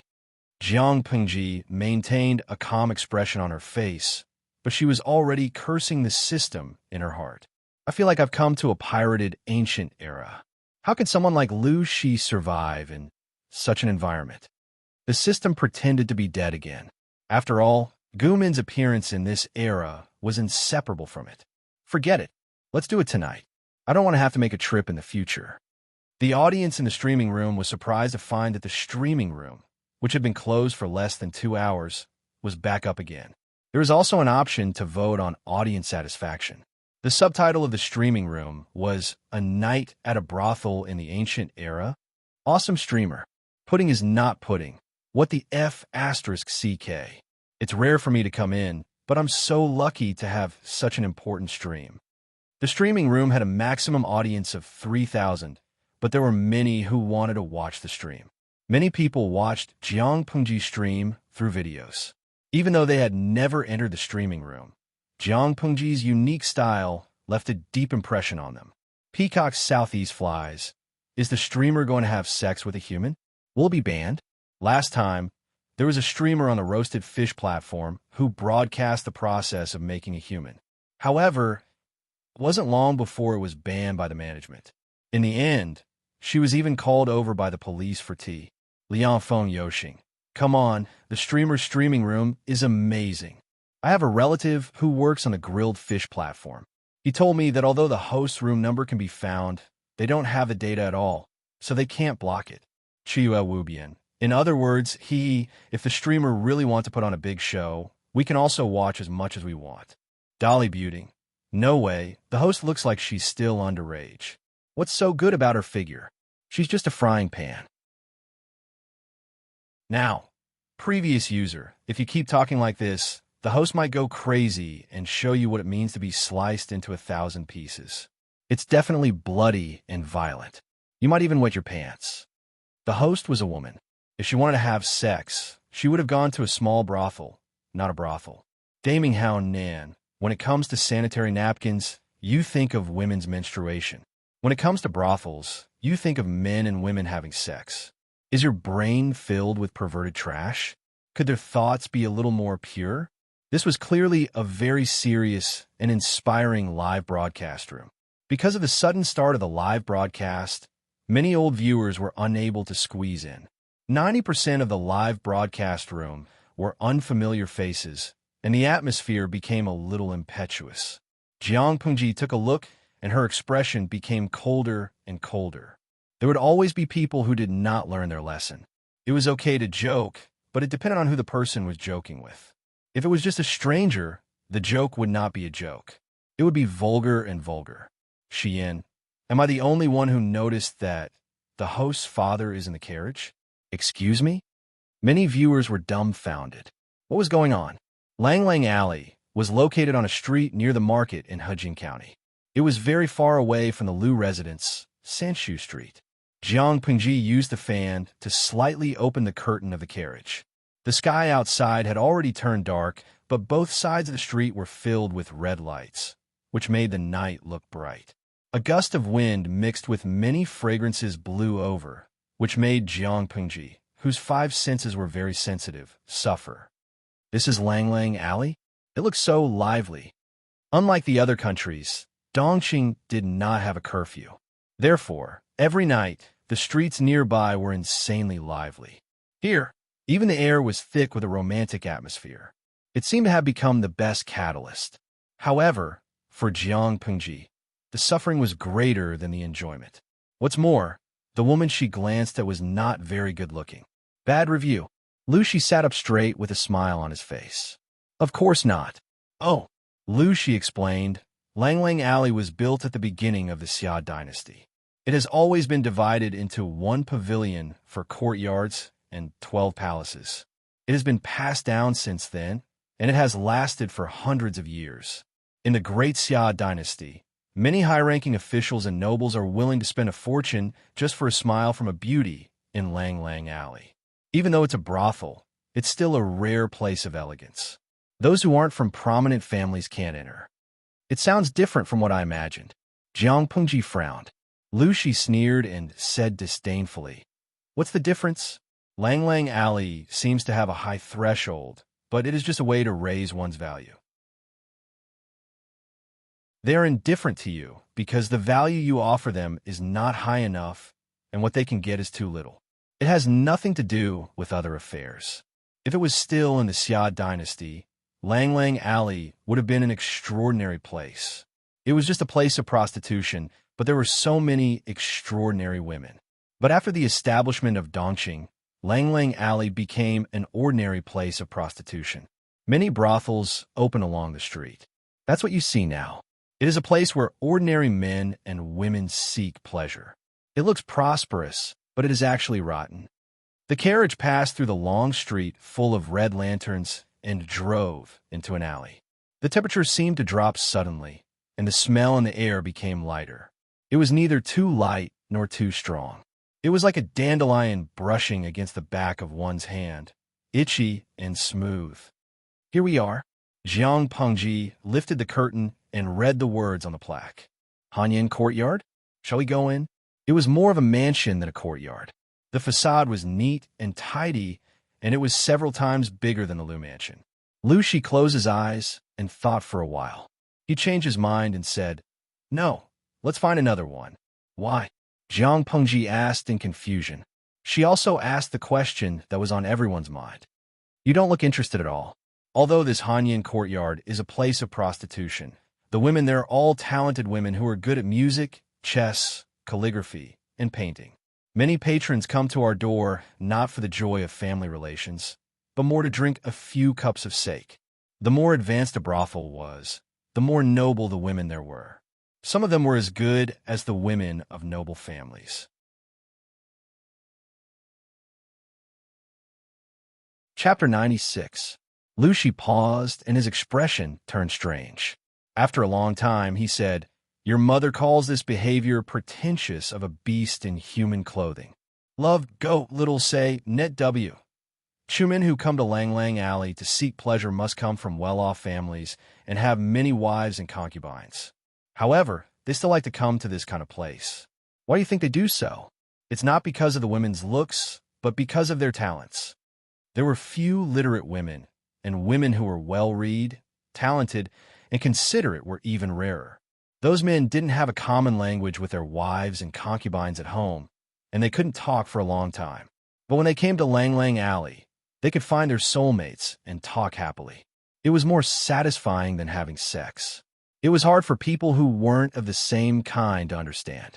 At first, Lu Shi thought it made sense, but as soon as he expressed his opinion, Gu Min scolded him. Mother, you're such a clever person. You're so insightful. Jiang Pengji agreed. Wasn't it pretentious of a beast in human clothing? If that's the case, Lang Lang Alley should be quiet. Why don't you go there, father? Lu Shi looked down and said, You like crowds. I don't think you'll find an atmosphere you like there. Jiang Pengji was speechless. Pudding is not pudding. No one knows a daughter better than her father. Father, let me give you a like. Xian, wow, the host father is still so cute.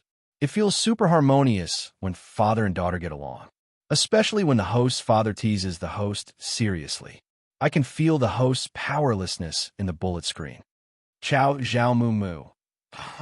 The host has met her nemesis. Now, I bet on a spicy stick that the host's inner bullet screen is full of **T. Lu Shi picked a brothel with a large area and a lot of customers. The name was very tacky, Incheon Brothel. Even though Lu Shi had left Hejin County for many years and no one remembered his face, his elegance coupled with his exquisite silk cloak made him stand out in the crowd. He was the kind that could be found in a sea of people at a glance. The brothel keeper's eyes lit up, and she welcomed her enthusiastically. Jiang Pengji could not help but think of the woman broker she saw in the broker house that day. Guests, please come in. The brothel keeper waved her fragrant handkerchief. Lu Shi furrowed his brows and took a step back to avoid the brothel keeper's hand. Find the prettiest woman here to serve me. I want a private room, and don't be too noisy. Lu Shi's expression remained cold and indifferent. He wasn't as frivolous or joyful as other men who were looking for pleasure. The madam was puzzled, but she had been in the brothel for many years. She had good judgment. The man in front of her was obviously not here to have fun. Thus, the madam lowered her head slightly and silently met Jiang Pengji's gaze. So he was the one who was looking for pleasure. The madam instantly knew the truth. Her heavily made-up face bloomed like a flower. Don't worry, sir. In this area, everyone knows that the girls in our Incheon house are the best. I guarantee you will enjoy yourself to the fullest. After saying that, the madam turned around and called for a skinny girl in green to lead the two to a private room. The madam looked to be in her early 30s. In the eyes of the people of this era, she was already middle-aged. However, the charm that she exuded was not something that young ladies could imitate. Her charm was still there, so Jiang Pengji watched her leave. Lu Shi looked down and asked Jiang Pengji what was wrong with his eyes. Jiang Pengji opened the sandalwood fan in her hand and used it to cover her face. Only a pair of smiling eyes could be seen. The way that madam walks reminds me of a phrase, swaying. The corner of Lu Shi's mouth twitched. He made an "oh" sound as if he had nothing left to live for. Why did he feel that something was not right? Please follow me, Lang Jun. The girl in green was still young. She looked to be no more than 10 years old. However, After living in such a place for a long time, she had developed an extraordinary eye for people. Whether it was the way she spoke or the way she bowed, she looked very proper. Jiang Pengji furrowed her brows and suppressed her five senses. Only then did she feel better. The private room was not small. When the girl in green opened the door, the elegant attire that came into view was refreshing. A private room, a private room. It lives up to the word elegant. Go get someone to prepare a table of light vegetarian dishes and bring 2 pots of sake over. Jiang Pengji looked around and then sat down at the four-corner table in the middle of the private room. She leaned against the table and seemed to be enjoying herself. By the way, do you have any girls who sing for fun? Pudding is not pudding. I'll bet a spicy stick that the streamer is a veteran. Didn't you see the look of despair on her father's face? The livestream audience member said what Lucy was thinking. He was a little nervous when he saw that his daughter was familiar with the place and did not seem to have any stage fright at all. Could it be that before he came back, his daughter was already a regular customer here? Lucy could be considered calm, but he could no longer remain calm. Jiang Pengji could read the voice in Lucy's mind. She raised her hand, flipped the teacup on the table, and poured herself a cup. Father, don't overthink it. It's my first time here. Lucy was speechless. She was trying to cover it up. Before the father and daughter could further discuss the issue, the figure who was kneeling outside the door bowed slightly. Lang Jun, the girls are here, Jiang Pengji said boldly. Come in. Then the door opened and 2 girls about 16 or 17 years old came in. The material of their clothes was comparable to that of a normal girl from a wealthy family. Behind them were 4 girls who were holding musical instruments and had their hair combed into a girl's bun. The former sat next to Jiang Pengji and Lu Shi. One was delicate, and the other was bright and beautiful. The latter sat quietly in the corner of the private room. Host V, do you want to sing? In a split second, the screen was filled with all kinds of song titles that were obviously not serious at a glance. Jiang Pengji saw one of them and turned to the 4 girls. Do you know how to sing 18 Moons? Buffed. Even Lu Shi could not maintain his elegant demeanor at that moment. He spat out half a mouthful of tea that he had not yet swallowed. The girls who were singing looked at each other, and their cheeks turned red. Although it was a place to seek pleasure, and nothing was too excessive, it was rare to see someone as upright as Jiang Pengji and Lu Shi. Jiang Pengji was still young, but Lu Shi, who was beside her, was at the age where a man's charm was at its peak. There was an indescribable sense of shame in singing that kind of flirtatious song in front of such an immortal-like person. Go and serve her. I don't need anyone else here. Lu Shi quickly recovered and slightly tidied up his messy appearance. He did not look too good. Once again, he firmly believed that it was not his daughter's first time here. Chapter 97. Lu Shi reflected on himself and pushed away the pretty girl who was trying to get close to him. Jiang Pengji held the fan and smiled. I'm just kidding. Just pick some soothing songs. She used her folding fan to lift the bright girl's chin and looked into the other's affectionate eyes. Sure enough, it was a pair of extremely beautiful limpid eyes that were just right. Not one bit more would make them look too weak, and not one bit less would make them look too lifeless. Jiang Pengji complained to Lu Shi, You are so insensitive. How can you reject such a beautiful girl so rudely? You have to be tactful if you want to reject her. Aren't you going to hurt her? Lu Shi glanced at Jiang Pengji. His meaning was clear. What are you trying to do? After coming to Ingshun brothel, he found that his daughter had started to let herself loose. He was worried. Jiang Pengji knew when to stop. What if Lu Shi refused to pay the bill if things went too far? It was okay to have fun in a brothel, but it was too much not to pay.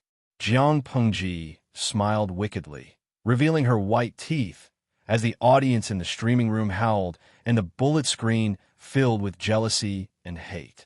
Lu Shi found the scene a little hard to look at.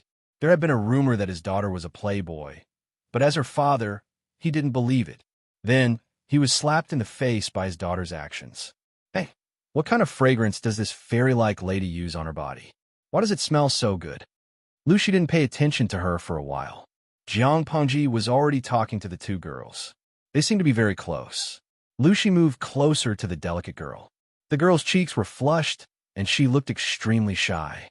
Lucy slowly moved closer to the girl's neck. From the outside, it looked as if she was half lying in the girl's arms. The two of them were so intimate that Lucy felt even more hopeless. The pretty girl blushed and said in a low voice, "I made all the perfume myself." The perfume on the market didn't suit everyone's skin. For the girls in the brothel, the condition of their skin was more important. The girls in the brothel were not to be underestimated. They all had their own unique skills. She was not good at making perfume herself. You made it yourself? This smell is indeed very unique. It's fragrant, but not greasy, thick, but not overwhelming, and lingers for a long time. Truly fragrant. Jiang Pengji sniffed carefully again. If one paid close attention, one would notice that there was some interest in her eyes, as if she had found some evidence. This fragrance was somewhat familiar. It's good that Lang Jun likes it. I also like it, the woman said in a low voice, her face full of shyness. She was petite and dainty, not much taller than Jiang Pengji. Her posture was even more pitiful. When she lowered her head slightly and revealed her fair neck, this simple action could evoke the desire in a man's heart. Pudding is not pudding. Looking at this scene, I suddenly thought of the saying. I feel that it fits the situation very well. The gentleness of lowering one's head is just like the shyness of a water lotus in the cold wind. Dolly Beauty. Come on, no matter how pretty she is, she's still a prostitute. She's a whore who can sleep with anyone. What water lotus? She's not good enough. Now, what's wrong with the person above? Which word poked your D*CK? You watch the stream quietly, then jump out and step on others to show how clean you are. Xian, exactly. How noble are you to stand on the moral high ground and look down on her? Lanky Yubus, before looking down on their work, first consider the context of the era and think from another angle. Don't spout sh*t at the beginning. Where's your quality? Dolly Beauty, a bunch of saints. If they were so compassionate, why don't you suggest that the streamer save them? Their mouths are incessant. To put it bluntly, it's easier said than done. They're just whores. What did I say wrong? They're whores that make money when they open their legs. This streamer is also a horse. Jiang Pengji looked at the sudden chaos in the streaming room and frowned. The flames of war had spread to her. Chuyue Wubian. Whores are heartless, and entertainers are unjust. I really don't know what's the use of arguing about this. The streamer didn't even say anything. If she didn't control it, the streaming room would become a slaughterhouse. Although Jiang Pengji could ignore the comments, she had a certain understanding of the audience. Once their emotions were extreme, they could say anything disgusting. It was annoying to watch. Streamer V. From the perspective of employment, there are also women in the workplace. They have a job to support themselves. It's just that the job doesn't look good to you. Moreover, it's difficult to survive in today's world. There are countless cases of people selling their children and exchanging their children for food. Although they're despised by others, the quality of their lives is very decent. I don't think others have any right to despise them. I can only say that everyone has their own way of living. It's okay to disagree, but please respect them. Sometimes, Jiang Pengji couldn't understand the thoughts of ancient and modern humans, such as now.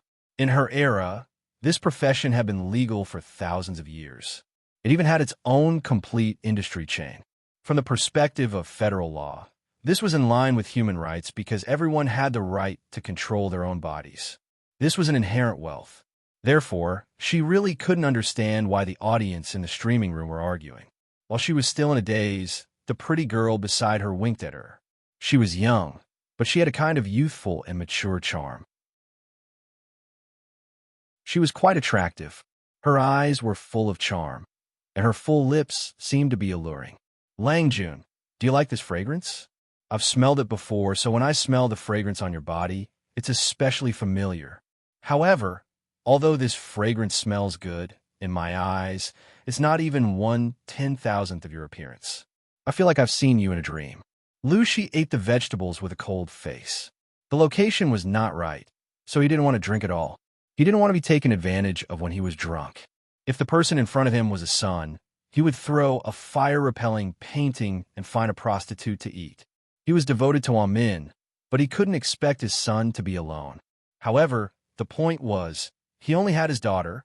To put it crudely, visiting a brothel was nothing, but did his daughter have the tools to commit the crime? The beautiful girl who was chased away by Lu, she was ignored. Of course, she wouldn't let it go. She covered her lips with an embroidered handkerchief. Her eyebrows were full of charm. She said, "Lang Jun, you only care about teasing your sister. Have you forgotten about me? How can that be? It's obvious that my sister is ignoring me. Otherwise, why would she sit so far away? Then, what about this?" She moved closer and rested her forehead on his shoulder.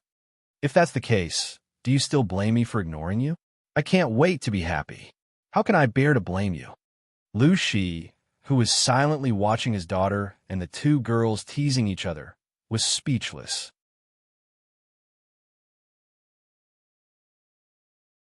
Chapter 98. Not long after, a slightly familiar voice floated over, with a hint of hostility. You old woman, I gave you so much money, but didn't I say that before I leave Hijin County, these two can only serve me?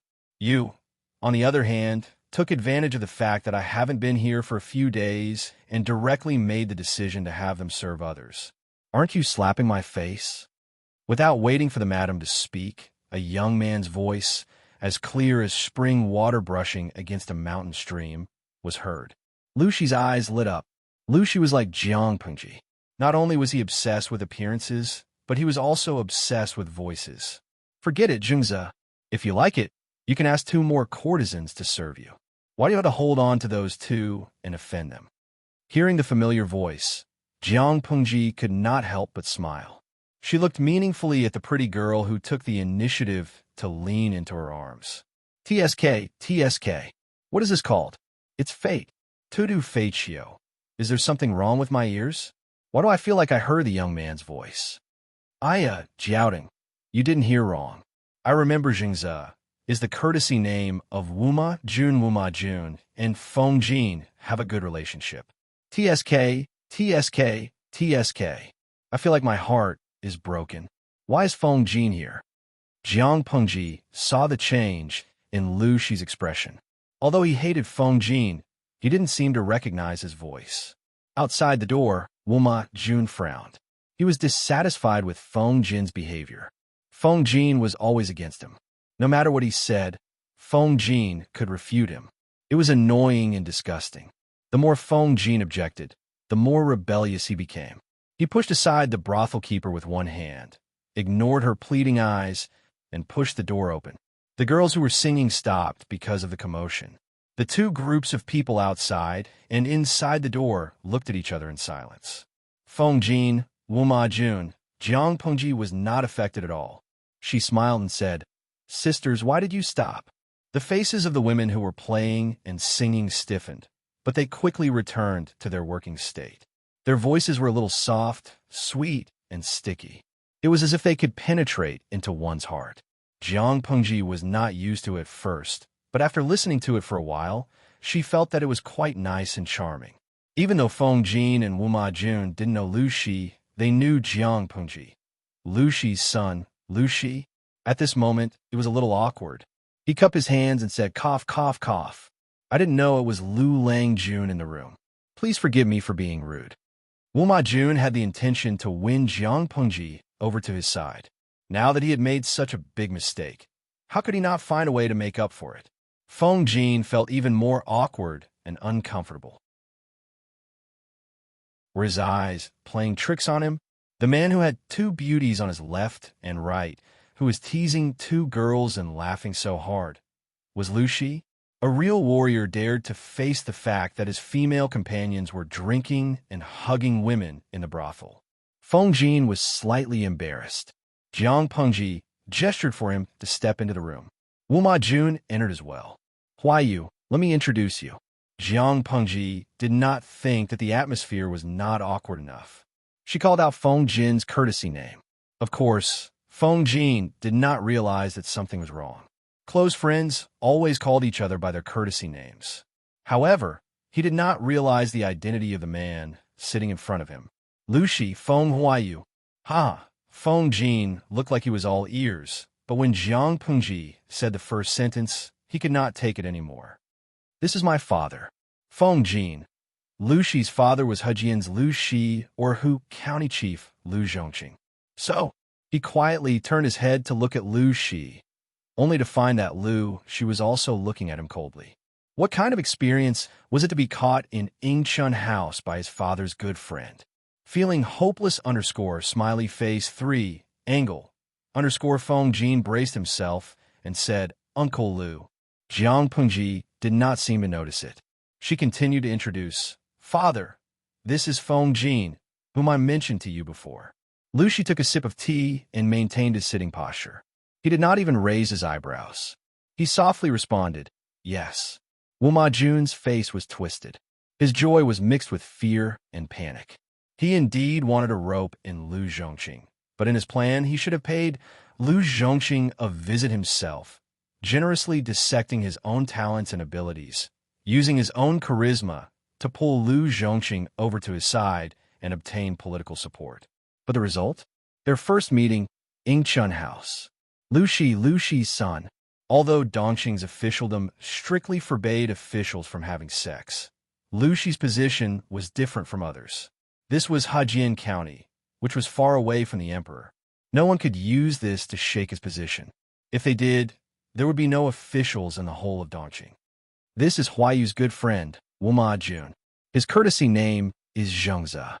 Jiang Pengji was probably the only one who could maintain a good mood and enjoy the show. She, a pure woman, was having fun while the three men looked at each other. The atmosphere was so awkward that it made people feel like they were about to explode. Feng Jin, who had always been eloquent, was now sitting obediently in his seat. His posture was obviously very standard, but in Jiang Pengji's eyes, he was as delicate and pitiful as a quail. He was trembling with fear and was truly quiet like a chicken. She looked around and realized that Lu Shi did not seem to be controlling his aura at all.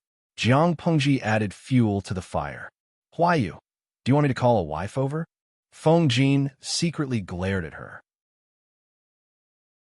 His meaning was obvious. Was she trying to kill him? Lu Shi looked down and spoke like an elder talking to a junior. Huayu, are you married? Feng Jin broke into a cold sweat. He was not afraid of Lu Shi, but he was afraid that the news would spread to his family. Even though he had only accompanied Wu Ma Jun and had never done anything out of line, no one would believe him. Feng Jin said respectfully, I'm still young. I'm not married yet. Not engaged? Lu Shi continued to ask. He did not care about Wu Ma Jun. After all, he did not know Wu Ma Jun well. He did not like Wu Ma Jun's father, the current emperor of Dongqing. Feng Jin calmed down. He felt that Lu Shi was going to say something. Not engaged yet. In Dongqing, there were many 16-year-old noblemen like Feng Jin who were not engaged yet. He was talented and good-looking. He could make a name for himself before he turned 20. By then, his social status would be different. It would not be an exaggeration to say that he was young and talented. It would be better to talk about marriage. Jiang Pengji secretly glanced at Lu Shi. She was afraid that he would say something about Feng Jin marrying into the Lu family. After all, Lu Shi's drunken words left a deep impression on her.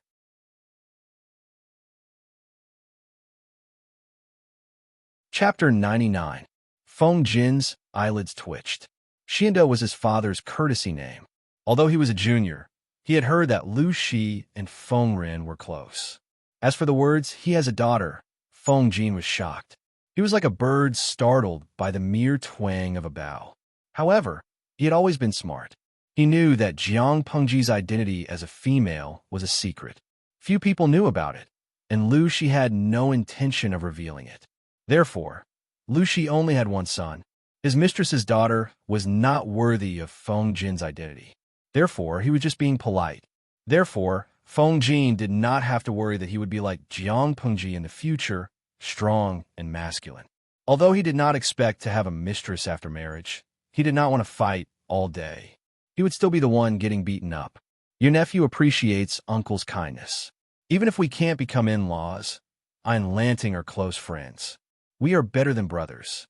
Then, Feng Jin secretly looked at Jiang Pengji for help. He hoped that his friend could help him attract some attention. "I often hear Shina praise you three brothers. You all have the talent to be a king. If my useless son could be 3 times as capable as you brothers, I wouldn't have to worry about him in the future." Lu Shi said derogatory words about Jiang Pengji, but his expression showed otherwise. Although Feng Jin was not as sweet as his younger brother, he did know how to read people's faces. "Uncle, you flatter me. My father scolded me for being stupid and not being flexible. How can I be a king?" As for Lanting, although I haven't known her for long, I can see that she has a good mind. She is not as mediocre as he said. He had belittled himself and flattered Jiang Pengji. He secretly wiped the sweat off his forehead. He hoped that the troublesome Uncle Lu would let him go. It was a small matter to be put in a difficult position now. What he was afraid of was that one day he would write to his father and spill the beans. Jiang Pengji looked at the interaction between the two coldly. She snorted softly and turned to talk to Wuma Jun. "Is Wuma Lang Jun also here to seek pleasure?" At first, Wuma Jun was quite happy that Jiang Pengji was willing to take the initiative to talk to him to ease the awkward situation of him being ignored. However, she asked such a shameful question, which made him feel a little regretful. It would have been better if he had been ignored. No matter how he answered this question, it didn't seem to work. If he admitted that he was here to have fun, wouldn't that be smearing his own name and causing Lu Zhongqing's first impression of him to fall to rock bottom? If he denied it, it would be even worse. As a man, he dared to take responsibility for his actions. How could he not dare to admit such a small matter? If he didn't have the guts and backbone, what great things could he achieve in the future? After going through the two answers in his mind, Wuma Jun chose to avoid answering because a direct answer would definitely be wrong. "I came with Yu, but why is Lanting here?" With that, he could not help but sweep his gaze over the two women, and a wave of displeasure rose in his heart. It was not that he valued the two prostitutes, but he was unhappy that no one had asked for his permission and had touched his people. Even if that person was the son of Lu Zhongqing, whom he wanted to rope in, he still did not like it. However, Wuma Jun would not show his emotions. Instead, he buried them deeper, making it hard for others to see through them. Of course, that did not include Jiang Pengji. "Of course, my father brought me here." She told the truth and ignored Wuma Jun's ugly expression, as if he had eaten a fly. He was worried that I would be too curious and would not be able to resist other people's instigation. Instead of that, it would be better for him to bring me here personally to broaden my horizons. The more he tried to stop it, the easier it would cause reverse psychology. If he showed it openly, it would be easier for people to lose interest and treat him with a normal attitude. Wuma Jun could not wrap his head around it. What was the connection between the two? Even so, according to the power of the Lu family, what kind of women can't they get? Why bother to come to such a chaotic place? Wuma Jun did not understand. In his opinion, a normal man would hint to his wife and ask her to arrange a servant girl for his child. What kind of father would bring his son to a brothel? He had never seen or heard of such a thing. Jiang Pengji suddenly smiled. "You should not ask me this question. You should ask those who indulge in sensual pleasures and linger in the southern courtyard of the brothel. In terms of wealth and power, they are much more powerful than me. Why do they like to come to this kind of place?" Wuma Jun's face froze. At that moment, the pretty girl who was half leaning on Jiang Pengji's shoulder smiled foolishly. "Lang Jun, why do you think so?" "Of course, because the flowers at home are not as fragrant as wildflowers. A legitimate wife, a legitimate concubine, these were all things that were already in the bag. If you want to have sex, you can do it at any time, but the women outside are different. Only those that you can't have are worth thinking about," Jiang Pengji said calmly. There was no longer a smile on her face. She looked at Wuma Jun with sarcasm in her eyes. If the two women had not come to the private room, but waited for Wuma Jun obediently, he would have been forgotten after a few times. The main reason he refused to let go of the matter was that he had been humiliated. It had nothing to do with the two women. "Don't you think I'm right, Master Wuma?" Lucy had been paying attention to the situation. He laughed and scolded. What sense? It's all a bunch of twisted logic. Twisted logic is still logic. It's just not as straightforward as other logic. After that, she turned to the girl beside her and whispered something in her ear. The girl's cheeks suddenly turned red. Lang Jun, please come with me. Jiang Pengji stood up and flicked her sleeves. She casually tilted her head and said to Lu Shi, Father, please enjoy your conversation. I won't stay any longer. After that, she followed the two girls out of the private room and went to one of the boudoirs. Lu Shi was speechless. Lu Shi was not the only one who was dumbfounded. Even though Jiang Pengji did not say it explicitly, they could understand what she was hinting at. Was he going to sleep in the same bed with the two girls? 3 girls together? While Feng Jin's nerves were out of control, he secretly observed Lu Shi's expression. But the older, the wiser. If Lu Shi was the kind of rookie who showed his emotions and was seen through by the younger generation, he would not be able to stay in Dongqing's officialdom. Feng Jin could not read the slightest emotion from Lu Shi's face. He could not help but feel suspicious. Could it be that Uncle Lu did not know that Lanting was a girl? Feng Jin suddenly felt awkward. If Lu Shi really did not know, and he took the initiative to tell Lu Shi, it would be a despicable act. Apart from that, he could not explain how he knew that Lu Shi was a girl. He could not say that it was a dark and windy night when Lu Shi escaped from the bandit's lair. Her clothes were messy and a corner of her doo-doo was exposed. Her hair was messy at that time, and it showed that she was a girl. If he dared to say that, he would be courting death. What if Lu Shi asked him to take responsibility for Lu Shi's reputation?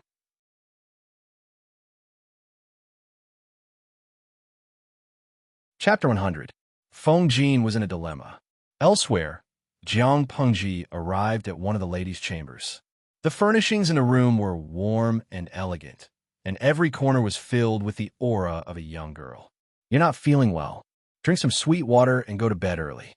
Jiang Pengji smiled at the pretty girl, Xia and said gently, Or should I ask someone to bring you some blood-enriching soup? Xia eyes lit up, and she looked at Jiang Pengji. Xia thought Jiang Pengji was there for fun, but she didn't expect her to say that. Chun was at a loss as well. It's your period. Why don't you pay attention? Jiang Pengji said with a smile.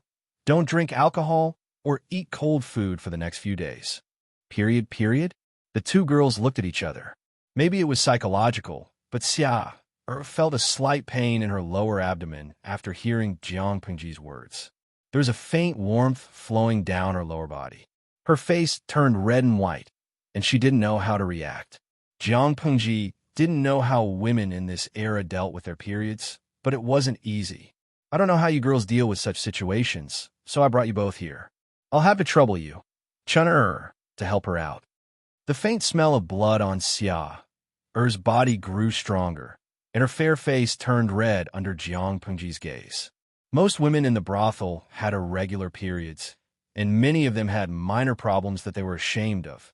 Xia, for example, had irregular periods every month. When she felt pain, her limbs would turn cold, and even her molars would hurt. She tried to sit properly, but even the slightest movement caused her to twitch in pain, which made her shy and anxious. Jiang Pengji looked at the two girls' reactions and took the initiative to sit behind the screen. She blocked the camera in the streaming room from her view. Jouting. I thought the host would have sex with the girl. I didn't expect her to be on her period smiley face 3-angle Feng Wajio. I want to repent. When the host left the private room with the girl, I thought there was going to be an erotic scene. I didn't expect it to be for this. Although it's different from what I imagined, the host is super gentle. I wish I had a boyfriend like the host. 1,000 years of parting Wujiang Jia Kai. Same repentance plus 1 Yi Xiao Qingchen. I'm in a daze. Although I know it's inhumane to laugh at this time, if the host was a man, he would probably be depressed. Just as he was about to have some fun with the girl, she was on her period, she would definitely vomit blood out of depression. Jiang Pengji sat behind the screen. There was a tea table beside her. She poured herself a cup and raised her eyebrows. Host V, that's not right. That's a smile. If I were a man, I might not be depressed and vomit blood in such a situation. After all, there were still the eastern and western palaces to relieve my worries. If Thumbelina wasn't up to it, he could still be a little more beastly, such as Jade blood-cleansing Silver Snatch. Of course, this kind of behavior was too demented. A bunch of rookies still wanted to compete with her in dirty jokes. Jiang Pengji was surprised and took a sip of tea leisurely. The style of the bullet screen had completely changed. Qinxiu Yubi Wu Jiang Zhatsai. My streamer is amazing. I didn't expect you to be such a filthy, sick streamer. Sunset Sun. Sob sob sob sob. Old driver is driving the train over there. What did you hear? Tudu Feichio. Filthy voice. Lovelorn Front Lianming. I'm speechless. I can't believe I'm watching a female streamer act like a hooligan underscore. Smiley face, 3 angle underscore. Bai Gui Yeshing. So what if she's a hooligan? If my boyfriend could be like the streamer, no, at least 1/10 of her, I could have sex with him every day. I'd be unhappy if she didn't act like a hooligan. You don't understand. It's better to F***CK her back. Jiang Pengji always complained that she had 3,000 veterans in her streaming room, but she never thought that birds of a feather flock together. Different streamers would attract different kinds of viewers. She was an experienced veteran, so how could she complain that others were too filthy? Jiang Pengji glanced at the bullet screen of Bai Gui Yeshing and thought about it carefully. It was so meaningful. Time passed quietly as people watched the bullet screen and drank tea. The rustling sound of clothes rubbing against each other came from behind the screen, and it gradually quieted down. Not long after, the screen was quietly pushed open. Sarah had changed into a new set of clothes, but her face was still flushed. Langjun, I'm not feeling well today. I'm afraid I can't serve you. Chun, continued. If you don't mind my appearance, then. Jiang Pengji smiled and shook her head. The other person's face turned pale. I'm afraid you've misunderstood me. I didn't mean that. Jiang Pengji raised her hand and gestured for them to sit down. Her expression was still gentle. I feel happy and satisfied to be able to look at you two like this. If I do anything else, wouldn't I be desecrating this beauty? It's easy to get love, but it's hard to find a true friend. Both of them were young. They had been bought by the brothel keeper when they were young and trained. They had been prostitutes for a few years. What kind of people had they not seen? Whether it was true or false, it couldn't be hidden from their eyes. Everyone said that whores were heartless and entertainers were heartless. Wasn't it because they had long seen through the hypocrisy of others? How could it be so easy to exchange false feelings for true feelings? Especially the true feelings of prostitutes who had seen through the affairs of the world? What kind of sweet words had they not heard in their daily lives? They just listened to it and didn't take it seriously. But when it came from Jiang Pengji, they subconsciously chose to believe it. When they came back to their senses, they didn't feel that it was wrong. The older Xiar smiled bitterly. Langjun, you're flattering me. I'm just a broken flower. How can I deserve such praise? People say that beauty is in the bones, not the skin, but I think beauty is in the heart, not the bones. Looks are given by one's parents. No one can choose, but character and temperament are acquired. Both of you have a pure heart in the mortal world. How can you not be beautiful? Jiang Pengji wasn't just praising them. She had her reasons. Most of the women in the brothel had been raised since they were young. Except for a few who were born beautiful and had great potential, most of them were used as maids. They were beaten and scolded at every turn. They were at the bottom of the food chain in the brothel. Not only did they have to face all kinds of customers who made things difficult for them and took advantage of them, but they also had to endure the torture of the women they served. If they were unlucky enough to meet some violent ones, they might lose their lives. Jiang Pengji had a sensitive sense of smell. When she passed by the maids in the hall, she smelled the fragrance of medicine on them. Although their steps were steady, their balance was not natural. It meant that they were injured and had been treated with medicine. Jiang Pengji wasn't familiar with the medicine in this world, so she couldn't smell the ingredients. But one of the medicines was the second lady's decoction. It wasn't very expensive, but it wasn't something that a maid like her could use. If the maids were valued enough to use medicine, why would the brothel allow the customers to humiliate them? It didn't make sense. If it wasn't from the brothel, then where did it come from? When Jiang Pengji smelled the fragrance of Chun, Er's makeup, she got the answer. When she arrived, she saw that there was a wooden box in the corner that had not been completely covered, and this small question was solved.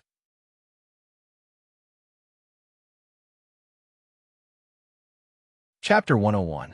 Lang Jun is so young, but you're already so good at sweet-talking.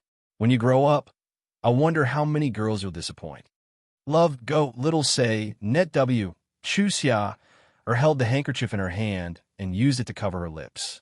Even someone like me is tempted, much less the other girls. Jiang Pingji had always been able to tell the difference between truth, lies, and jokes. Miss Xia, you're wrong. Even if it's sweet-talking, there's still a difference. Jiang Pingji continued. To me, all the beautiful girls in the world are as precious as jade plates. Of course, they should be treated with the utmost respect.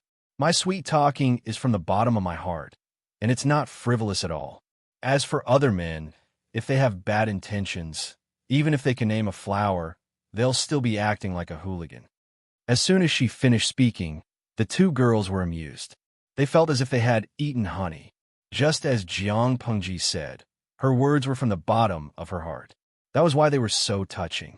Even though the two girls were used to romance, they were still affected. However, they had seen many modest but arrogant gentry. It was the first time they saw one who liked to boast so much. It was a little funny. Xia laughed and said, Yes, yes, yes. Lang Jun is a gentleman. Rimu Xiang, life is lovely. JPG. Mama asked me why I kneeled to watch the stream _ smiley face 3 angle. I also kneeled to watch the stream. If I had the streamer's skills, why would I still be single? Jiang Pengji smiled and took the tea made by Xia. Although the ingredients were not as expensive as the ones in the loos, the taste was more exquisite. Loved Go Little Say, Net W. Chu Shi felt her body heat up as soon as she took a sip. It warmed her heart and drove away the coldness of early spring. Host V. Qiankiyubi Wuzheng Zhatsai. That's not right. I've always been single. It didn't mean that she could get rid of her single status. For example, she had a bunch of close friends and brothers, but none of them had developed a relationship. After all, not everyone could endure days without any secrets. The pressure was too great. Qinqiu Yubi Wujiangxia Kai. Oh no. After hearing what the host said, I feel like I'm going to be single until I die. In the eyes of many live stream viewers, the prostitutes in the brothels were all prostitutes. Other than stripping and having sex, they seemed to have no other skills. On the other hand, Chun, and Xia had taught them a harsh lesson. They knew what it meant to be proficient in the 4 arts. Other than these skills, they were also proficient in the classics and history books. One should know that the literacy rate was so low that it was scary. When he played other musical instruments, he had the demeanor of a master of accumulating points. Under Jiang Pengji's secret guidance, the whole streaming room was in a state of Host V. Some viewers despised them before, but I just want to say that those viewers don't even have a right to despise them. How could the self-restraint of the 4 arts compare to others? In your era, you would be a top student at the very least. They are not very talented, but in order to survive, they try their best to learn and enrich themselves. This in itself is worthy of respect. Do you have the right to despise them? In my opinion, there is nothing to criticize about them, including the means that you despise to survive by selling your bodies.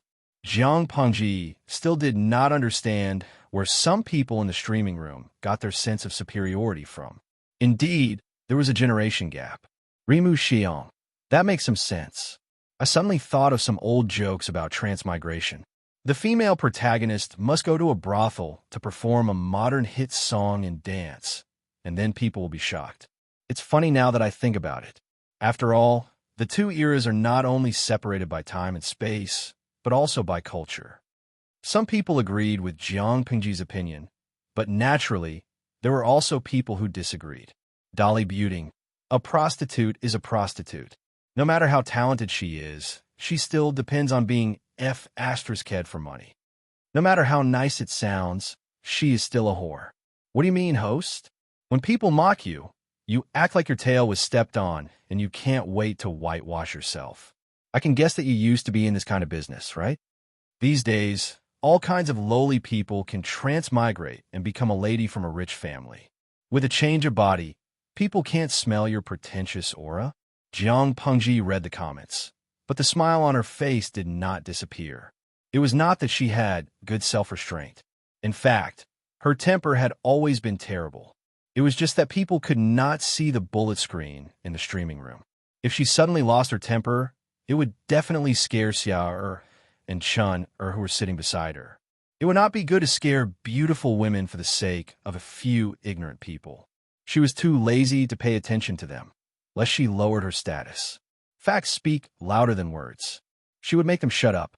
Time seems to pass very quickly when I'm with Lang Jun.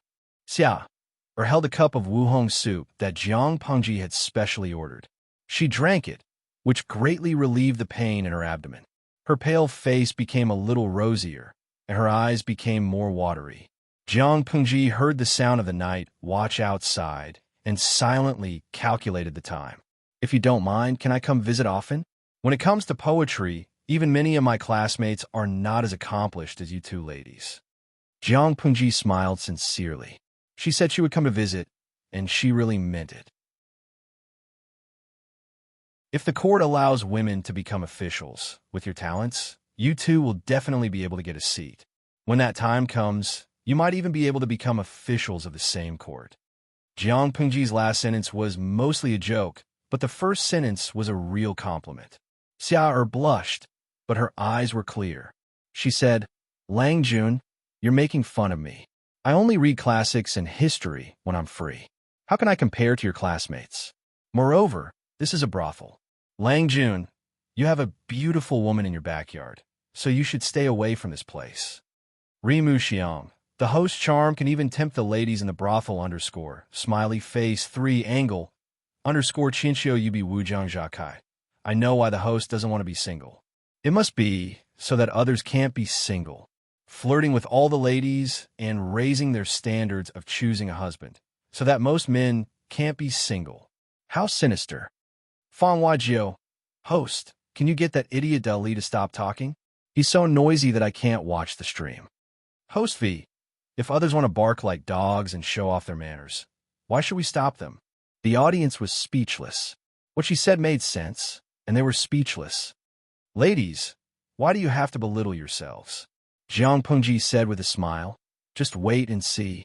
Maybe in the future, women will really become officials and enter the court. Xia and Chun were both focused on the word wife and did not pay much attention to the latter part of the sentence. Women entering the court as officials? It might have been possible during the period of the 16 Kingdoms or the early years of the Xia dynasty. However, during the Xia dynasty, more and more women were confined to their chambers and backyards. In the current 5 kingdoms, the phenomenon was getting more and more serious. It was even said that in Zhongzhou, which was the most powerful country in China, women could no longer show their faces in public or remarry. At home, their father was the king. After marriage, their husband was the king. If their husband died, their son would be the king. If they lost their virginity, they would drown. If they went out, they would be accused of indecency.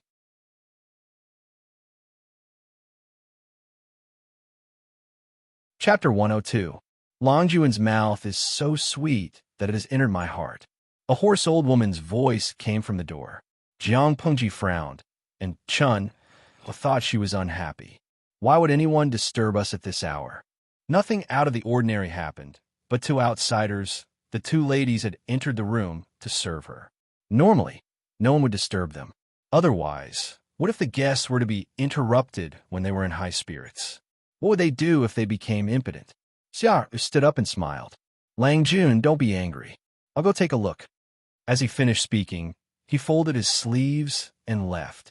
The sound of the door being pushed open could be heard, followed by Xia's doubtful reply. After a while, Xia came in with a bitter smile.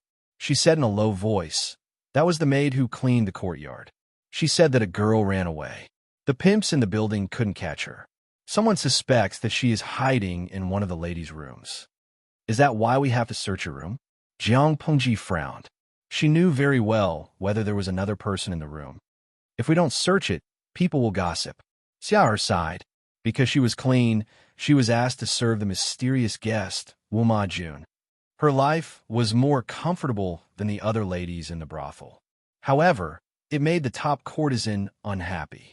She might want to humiliate Jiang Pengji. Did the brothel keeper agree to it? Jiang Pengji raised her eyebrows and sneered. She knows I'm in this room, but she still asked her to come in. Isn't she trying to spoil the fun? I don't care. I can't be calculative with a brothel keeper. But in the end, you're the one who will suffer. Chun'er and Xiao'er looked embarrassed. Jiang Pengji said cheerfully, let the maid in. You two stay here and don't move. Don't let anyone disturb you. After getting permission, the maid led two men in gray linen clothes and green headscarves into the room. They rummaged through the room. The noise outside was getting louder. Xiao'er and Chun'er looked terrified. It's okay. Don't panic. After a while, the commotion finally died down. Jiang Pengji stood up and walked out of the screen. She looked at the hunchbacked old woman and asked, Old lady, did you find anyone? The old maid bowed slightly and smiled. Her brown face looked a little greasy under the candlelight. There was a big black mole at the corner of her mouth, which made her look a little wretched. I'm sorry to disturb you. I didn't find anyone. I'll go down now. Jiang Pengji nodded, indicating that she could lead them away. This old maid is so rude. How could she make the room so messy? Although Chun'er had a good temper, she was still a little angry when she saw the makeup and hairpins that had been messed up on the dressing table. When she thought of how the old woman and the two pimps had touched her rouge and face powder, and how dirty it was, she suddenly felt nauseous. Check to see if anything is missing. Xiao'er said gently, Mom always suspects us of hiding money. She knows all the places in this building that are suitable for hiding money. She might take this opportunity to let the old maid come in and take the money away. That reminded Chun'er, but she didn't dare to get up when she thought about Jiang Pengji in the room. Don't worry, nothing is missing. Jiang Pengji looked around and said with a smile, but there are some things that shouldn't be there. Chun'er blinked. Lang Jun, you said nothing is missing. What is there? Yes. Jiang Pengji walked around the room twice and took out two green scented sachets from a place that the two ladies didn't know about. Which dirty man does this scented sachet belong to? Xiao'er took a look and thought it was something dirty, so she threw it aside. That's not the main point. The things inside are interesting. Jiang Pengji opened the scented sachet and put some strange dried plants inside. She took some out and sniffed it. She frowned and said, Lady Chun, you know how to make scented medicine. Do you know the effects of these things? Before Chun'er was sold to Yingchun brothel, she was the daughter of a doctor. Because of her father's occupation, she knew some medicine. The two ladies looked at each other when they heard Jiang Pengji call them. They stepped forward and examined the scented sachet. They found it familiar. Don't sniff it for too long. It's bad for your brain. Jiang Pengji grabbed Chun'er's fair wrist. I don't know what this medicine is, but it has the effect of confusing one's mind. If you smell it for too long, it's extremely easy to cause your mind to become muddled, your thoughts to be muddled, and you won't know what's going on. Chun'er threw the scented sachet back when she heard that. She suddenly remembered something, and her face turned red. She spat on the scented sachet and scolded. Which shameless bastard put this in here? It's one thing for the ladies in the brothel to serve their customers, but how dare those eunuchs covet you? How shameless! Jiang Pengji realized that the scented sachet was probably the knockout drug of this era. Xiao'er gritted her teeth and looked terrified. It must have been those two pimps who released it. Once they entered the brothel, they would be humiliated for the rest of their lives. She had heard other ladies talk about how the pimps who worked in the brothel bullied them. Jiang Pengji smiled. Did the pimps do it? Not necessarily. Host V, something interesting seems to be happening. Are you guys still sleepy? Do you want to watch a good show? Yimiyang Wang, did you find something? Ichi Sanqing, I'm confused, but you're still keeping us guessing. You're so bad. Hong Jun Laozu Dijua. I feel like you're trying to stir up trouble. Count me in. I'll watch your stream all night. Huaqua Dijua. You're a real man who's destined to stir up trouble. Hong Jun Laozu Dijua. TSK. To be precise, the trouble has already been ruined by you. The audience in the streaming room was excited to watch the show. Jiang Pengji had also made a decision. She turned to the two ladies and said, "You should rest early, especially Xiar. Be careful these few days and eat less cold food. Don't be greedy and harm your health. If I'm free, I'll visit you again. If there's any trouble, you can find me at the Lu residence." Fang Huajiu. I feel like these two ladies are to your liking. Why don't you save them from this hell? Jiang Pengji glanced at the bullet screen and met Xiao's eyes. She nodded at her and said goodbye. Why not? Host V. Probably because I can't save them. There are countless prostitutes who are more pitiful than them. If I want to save any of them, how can I save all of them? To really save them, you can't just take them away from here. You have to rebuild their broken backs. To really save them, you have to change the root cause of their current situation. Maybe she could do it.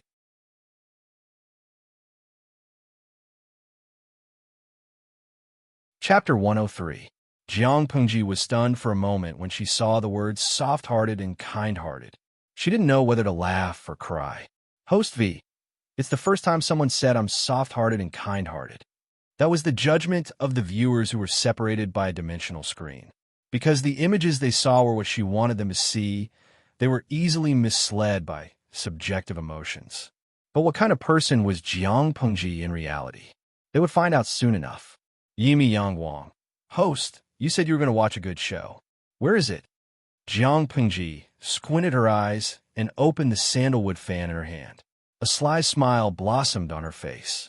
Host V, don't stop. Watch carefully. You'll be glad that we're separated by a dimensional distance.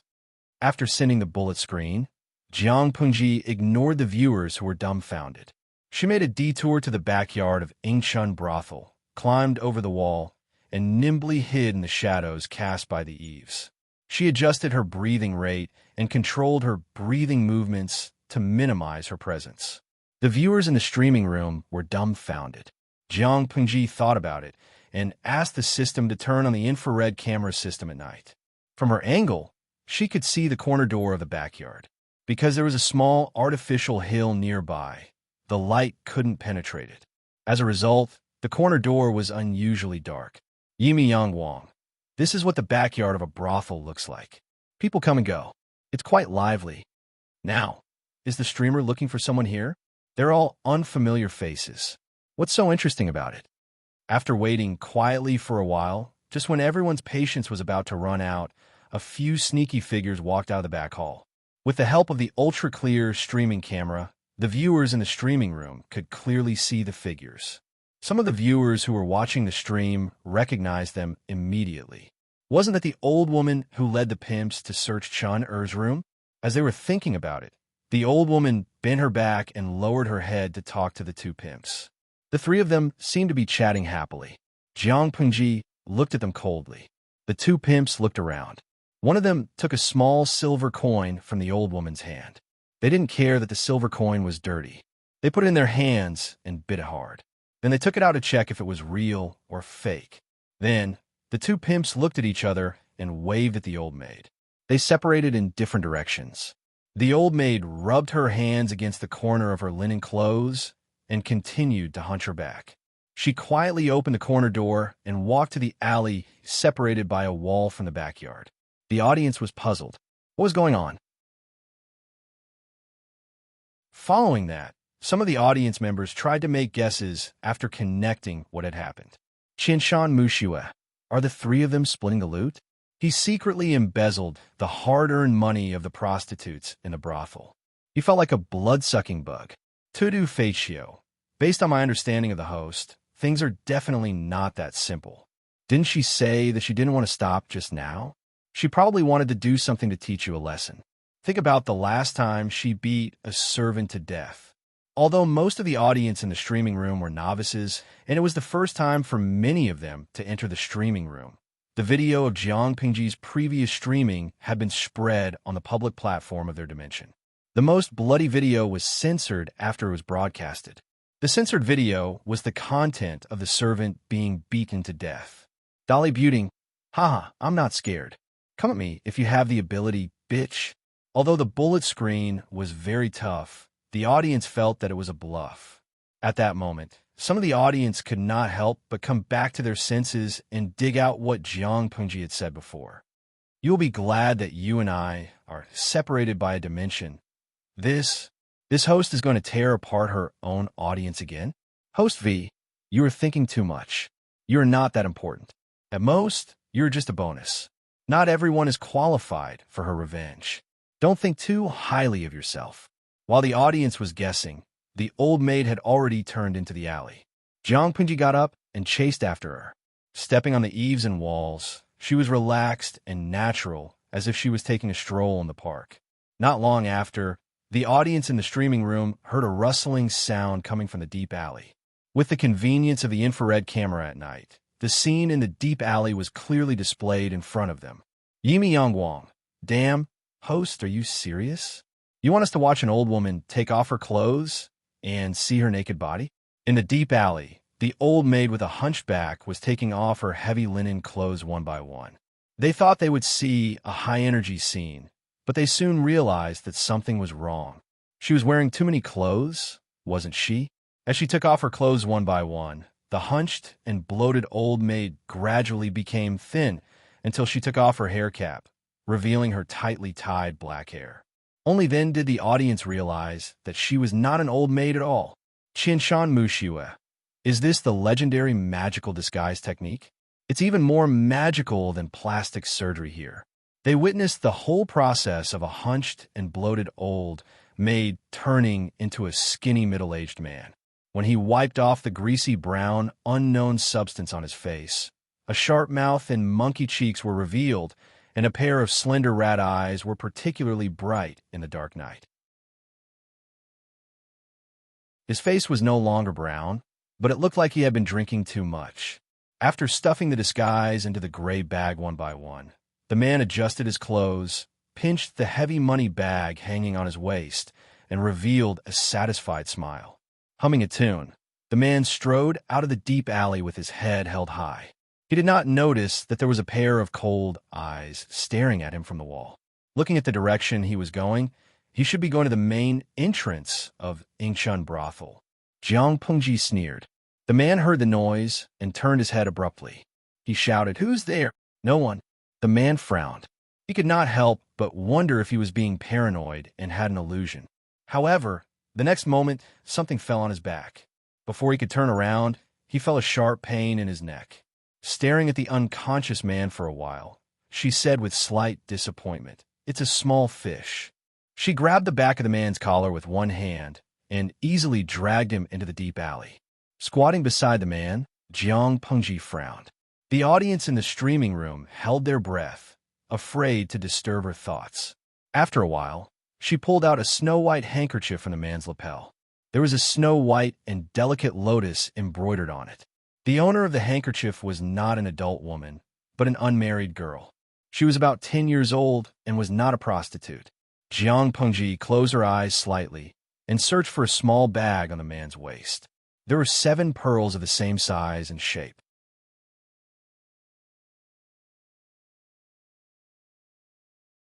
Chapter 104. Looking at what she had found, Jiang Pengji's eyebrows were almost twisted into a knot.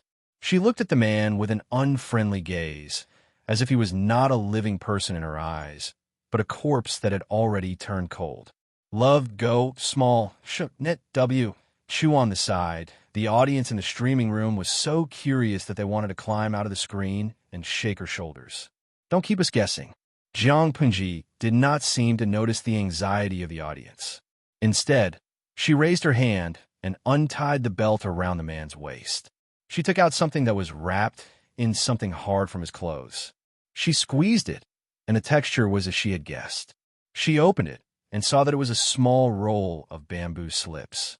Hong Jun Laozu's Jua. Host, what are the words on it? Sorcerer's girl offing. I remember that it should be some people's names. I also saw some words like XX Lane. I guess it should be a record of where someone lives and their age. But I don't know what the super ugly lines at the bottom mean. Is it a secret of some mysterious organization in the host's hands? Meishu's warrior in. I envy those who are knowledgeable.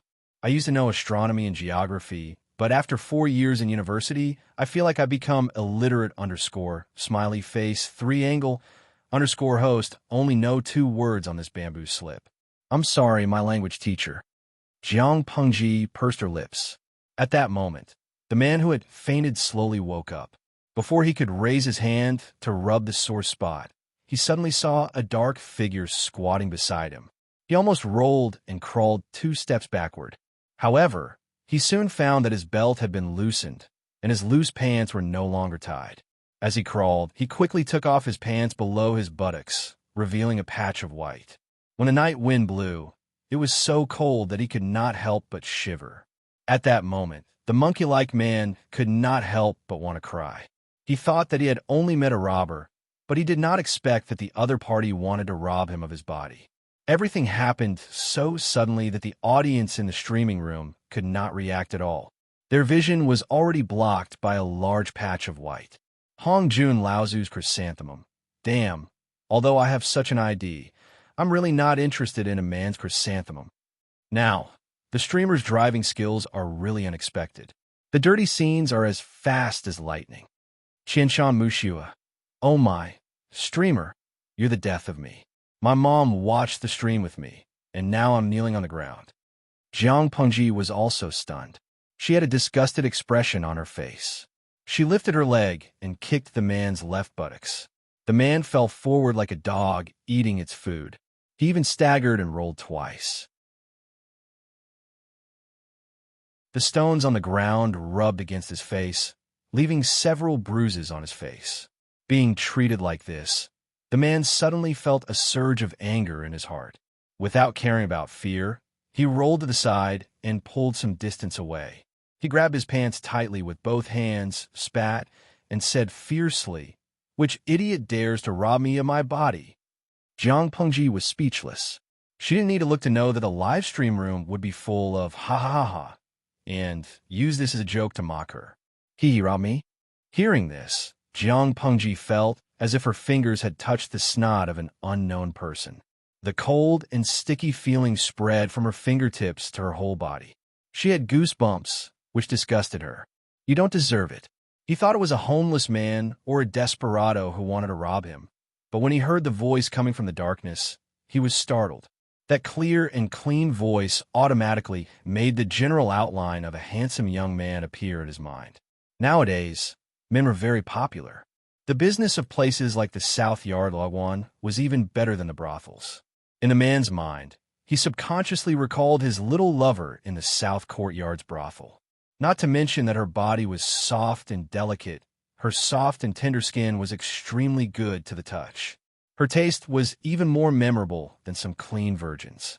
For a moment, his courage firmly suppressed the fear and anger in his heart. Oh, it's a young Lang Jun. Listening to this voice, I don't even need to look at the person. My body is reacting.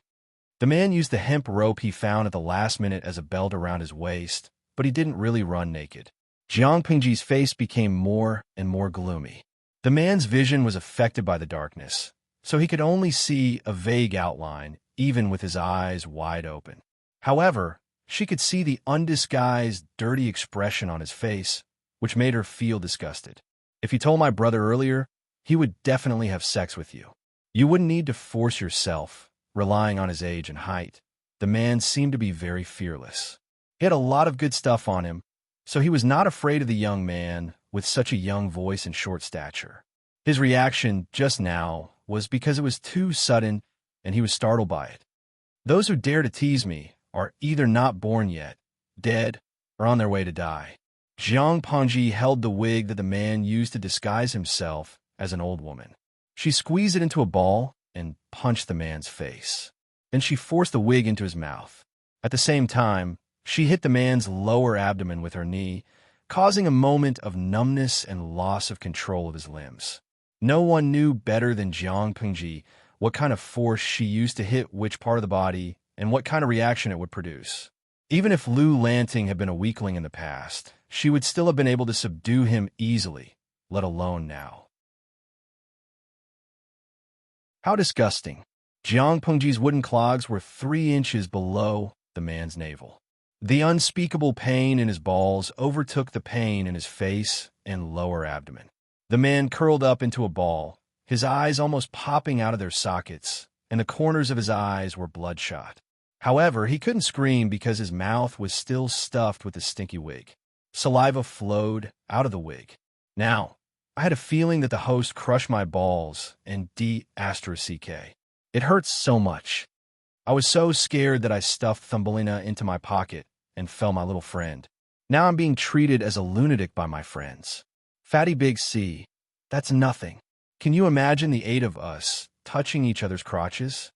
Paydaxing, I can't imagine the 8 of you touching each other's crotches. The male viewers felt like they had been hit by a critical hit, while the female viewers felt like it was a pain in the balls. Of course, the streaming room was a place where crooks and dragons mingled. Apart from those who had a peculiar style, there were other defenders who naturally criticized Jiang Pengji for being ruthless and having no morals. Among them, Don't Stop Dolly criticized her the most viciously.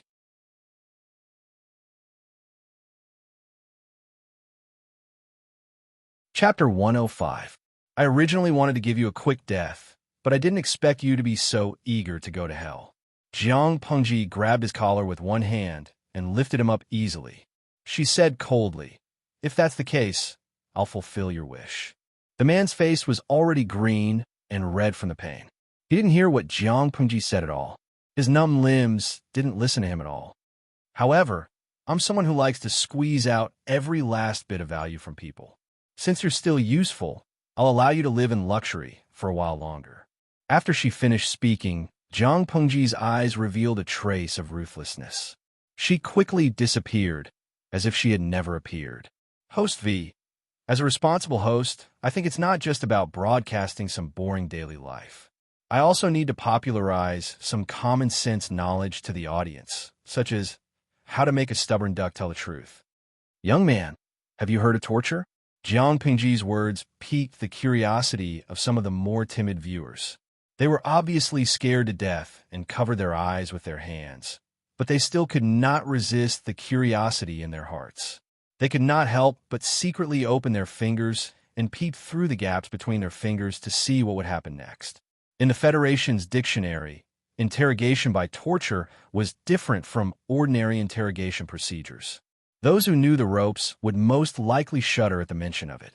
Almost every federal soldier had mastered the essentials of interrogation by torture. As the leader of the army, it was impossible for Jiang Pengji not to learn this skill. Host V. Of course, I don't recommend that you use it in real life because it might kill someone. Host V. If one day you use this method in practice, please don't blame it on me. As she spoke, Jiang Pengji put a relatively clean handkerchief on her hands.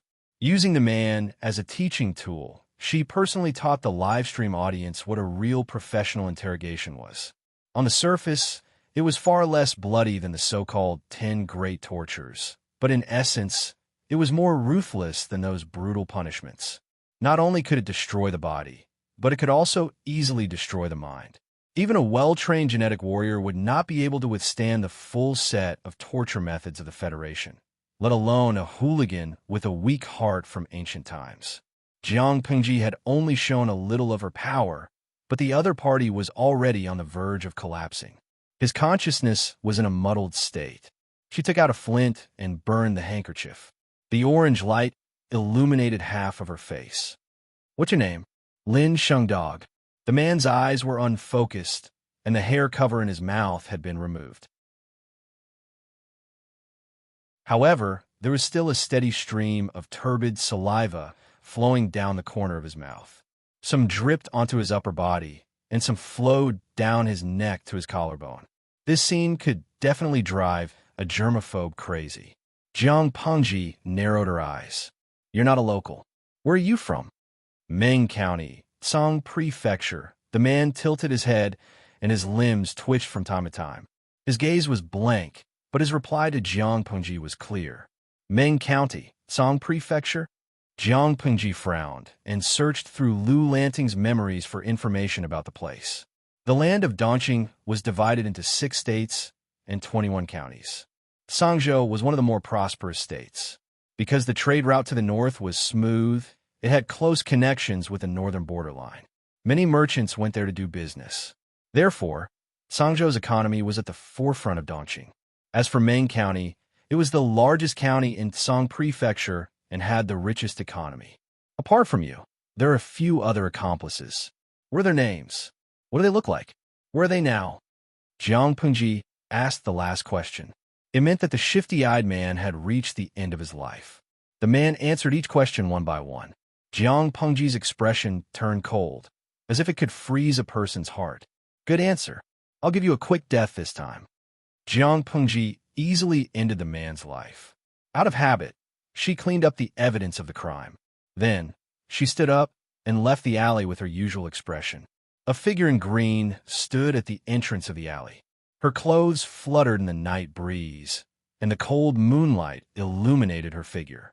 Jiang Pengji was not surprised to see Feng Jin. She walked up to him, and before he could say anything, she had already stabbed him. Don't pretend to be cool when you're thin. Feng Jin was speechless. Be careful. You'll have a headache the next day. Don't blame it on me. Feng Jin took a deep breath to avoid being angered to death. It was easy to get into trouble in deep alleys, not to mention Lang Lang Alley. It was estimated that 10 to 20% of the gangsters and wanderers in Hejing County were gathered there. Those people did not consider the consequences. They did things based on their mood. If Jiang Pengji provoked them, they would not be merciful. However, as soon as he thought of Jiang Pengji's strength, his worries changed. It would be fine if she did not take the initiative to cause trouble. Jiang Pengji looked him up and down. Why did you come out? The warm air in the house is much better than the cold wind outside. I wanted to come out for some fresh air, but I didn't expect to meet the 2 ladies who served you before. I felt something was wrong, so I asked. I didn't expect you to be so daring. How could you run around in such a place? If anything happens to you... Feng Jin paused. His gentle face became solemn and serious. His eyes were full of reproach and worry. The person in front of him was not a man. She was a real woman. When a man was bullied, he would at most say that he was flirtatious to comfort himself. However, if a woman got into trouble in such a place, her reputation would be ruined. Jiang Pengji smiled coldly. Something happens? It's good enough if others don't offend me. Feng Jin frowned and suddenly moved closer. His face suddenly darkened. What did you do just now? If you have the guts, you can go in and take a look. He hesitated for a moment, then lit the fire and stepped into the deep alley. After a while, he walked out with weak footsteps. You did it? He deserves to die. If he doesn't die, I don't know how many people will be hounded to death, Jiang Pengji said indifferently. Why you? Accompany me to a place. When you go there, you will know whether the person inside deserves to die or not. Or you don't have to come. You can directly go to the magistrate and sue me. Feng Jin pursed his lips. Although the aristocratic families controlled the court and controlled the whole of Dongqing, it did not mean that the children of the aristocratic families were not guilty of killing people. What was the difference between such disregard for the lives of others and the vermin that the people cursed and hated? However, he did not say these words out loud.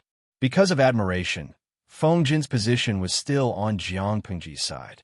If the other party could produce evidence, he could even let this matter pass. Where are we going? Feng Jin followed and asked, You have to produce evidence that is convincing enough. I won't cover for you. The sound of wooden clogs landing on the ground was particularly clear. It seemed to completely separate the deep alley from the extravagant world outside. You're tuning into the Romance Rendezvous YouTube channel. We're so grateful for your support, and don't forget to subscribe to join us on this incredible journey through captivating stories. Your generosity through donations truly makes a world of difference, as it's the primary source of revenue that allows me to expand and enhance this channel for you. Thank you from the bottom of my heart for being a part of this adventure.